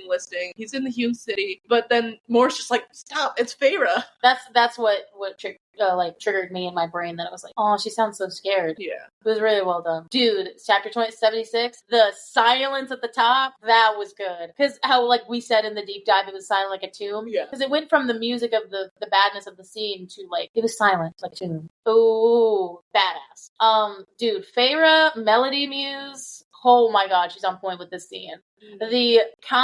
The motherly, like, just do it, and because when it's described in the text, it's described as, like, the high lady is talking, right? Mm-hmm. And she gives that, the matronly lady vibe. Mm-hmm. She's giving that the whole way through, and it was good. Even though she doesn't talk too much, like, she does. Oh, Anthony Palmini and Reese at the, oh my God, he was, like, in tears. They were darling. Oh my God, I was so sad. Going from, hello, Feyre darling, but no, Feyre darling. Yeah, it was so sad. Oh my God. Oh, and then, dude, Reese screamed. Yeah, Anthony Palmini screams. It was bad.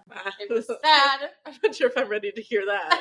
Oh, the scream. I mean, they obviously dipped it down. It wasn't like a... ear piercing. Yeah. Dude, Colleen Delaney at the World Stopped monologue was dope as fuck. Because it's just like, the world seemed to stop. World paused. Mm-hmm. The world has been doing a lot of pausing in this book. Yeah, it was so well done. Again, because I don't want to like go into every little nitpick, but the golden light was cool. Just because we're in Cassian's perspective at the point, right? While he sees her, you just hear this kind of shimmering light in like the one ear, and then Amryn, and then it's, it goes into the scene. Right. And ooh, the sound designer, props to you, man. Because before it gets to the next chapter, because like the next chapter is when it says time stop. Yeah. You hear a clock going, and then it doesn't. Stops.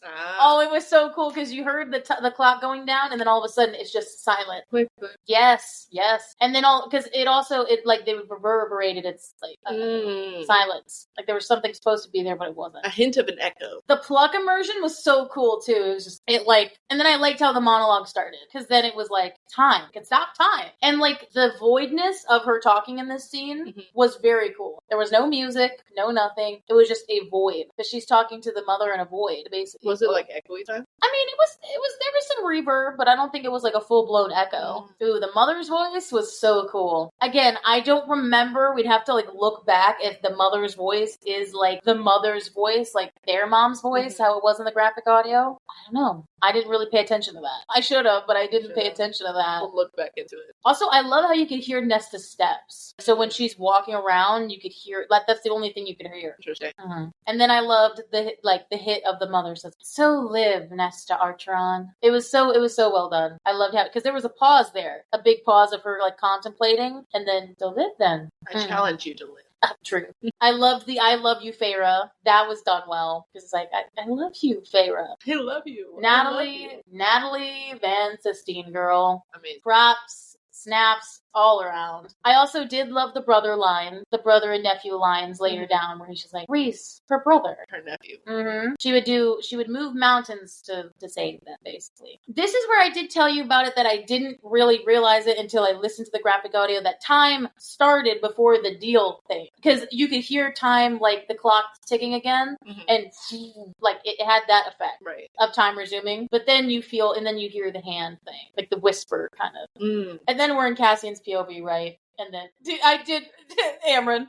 She's like, "Look at the light." Like she is so mad there. Like she is like, "You idiot." She's like gripping onto the back of. I didn't even think that until you told. I didn't actually like clock like, that she was doing that. Damn it, boy, like, look at this. Stop freaking out for a second. It's like, she's saving him. Yeah. Don't attack her. She's saving him. I told this to Liesl a couple times, but the thing is about the I give it back. As an actor, that's really hard to make something that you have to repeat over and over again different. And Natalie did amazing. Because there was like she did it in a good way where it was like, give it back. I give it back. I give it back. There were changes in the word. Different emphases, different timbres. I mean, something that what normal, again, these aren't normal actors, but what I'm saying is that, like, normally in an acting world, that's kind of hard to do. I give it all back.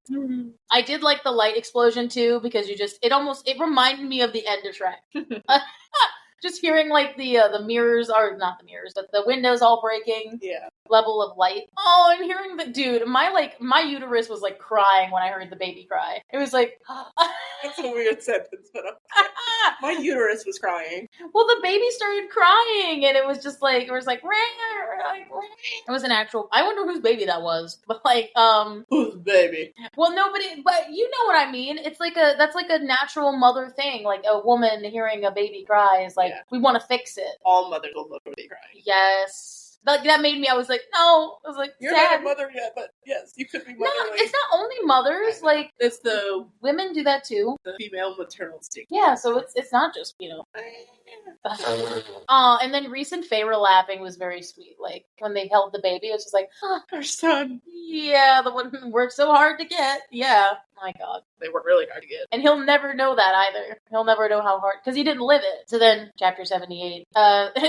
Gwen immediately was just like, I should never forgive you. It's like, no, you can tell she already did. Yeah. The fact that she said, I should never, means that you already have. Yeah, exactly. I loved the happy music at Gwen talking about the Illyrians being upset. It reminded me of, like, looking into the future of, like, they're going to be really upset when it was very cinematical, and I liked it. You know what I meant.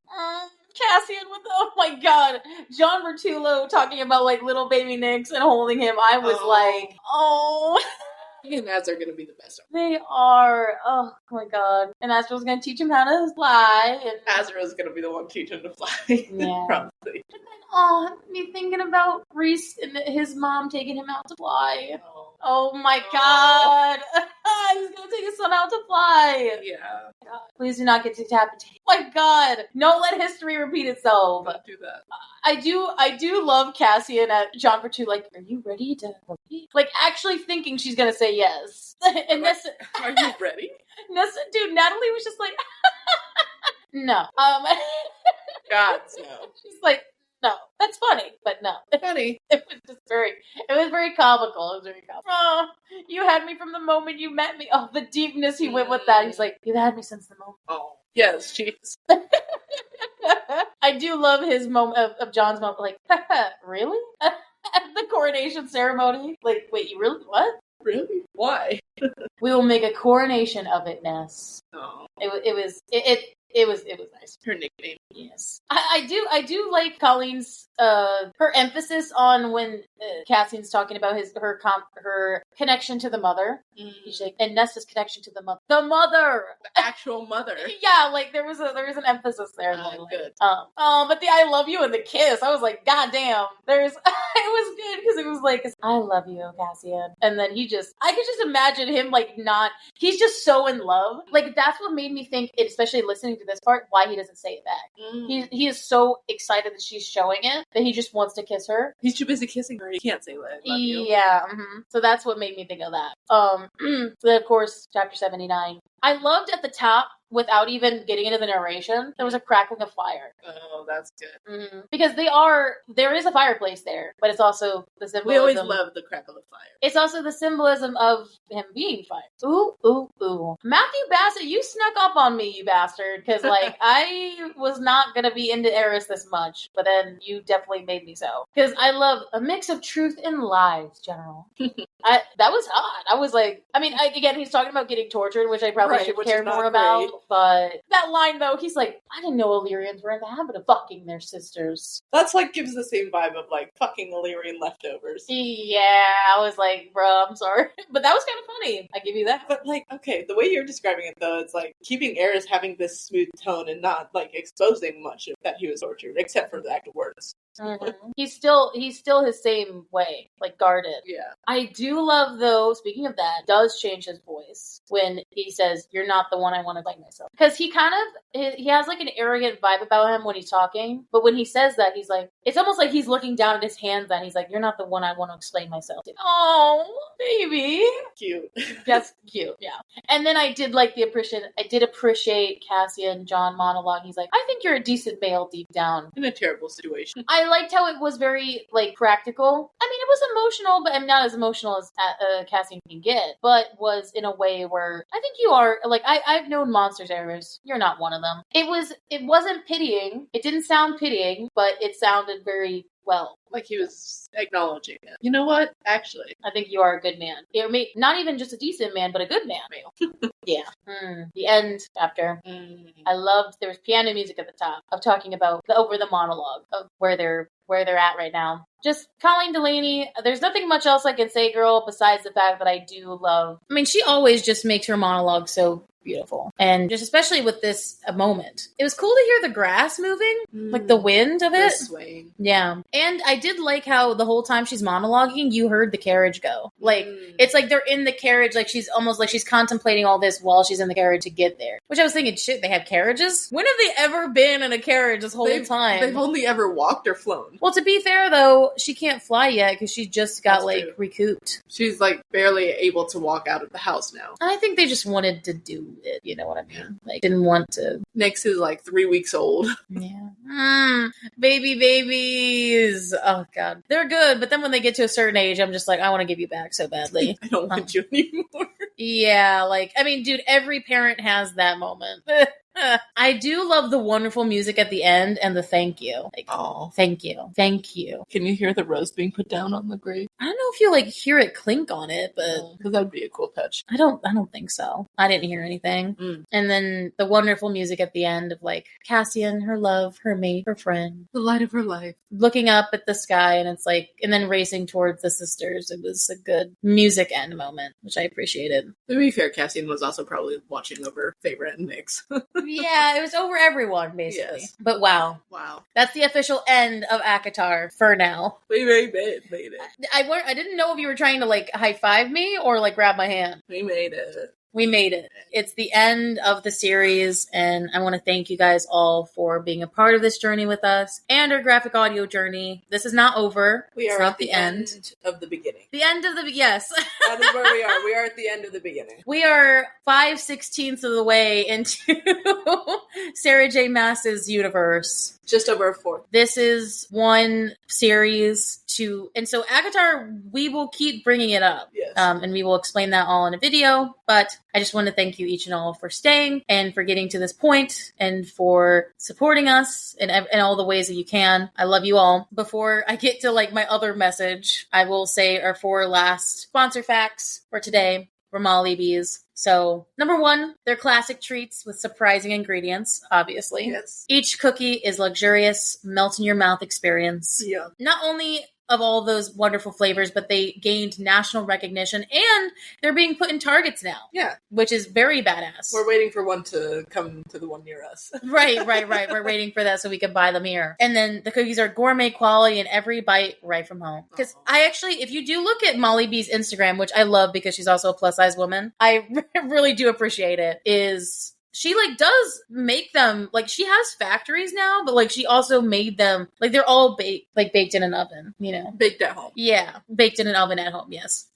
Yes, they are all baked. Yes, they are baked in an oven. So please, if you want to support us in any way you can, please go to her website to buy and use our promo code TFBW podcast. I will have that link down below for you to go, so it just automatically applies the 10% discount on all of her products. And yeah, so please, if you can help, that would be great to us. Keep our podcast going. And if you have people who like ACOTAR, or you want people to start your ACOTAR journey and want them to have a kind of podcast to go along with it, our podcast is great for that. It's great for people who are new or old, who know this series, or if you want to get to know them. So please share our podcast with all your friends and rate and review the podcast. It really does help on Spotify or anywhere you listen to it. Follow our TikTok, our Instagram, Facebook for any updates regarding how we're going to be going into officially the Assassin's Blade, the first book, which I will painstakingly remind everyone is the first book of Throne of Glass. Which we will also explain in that video.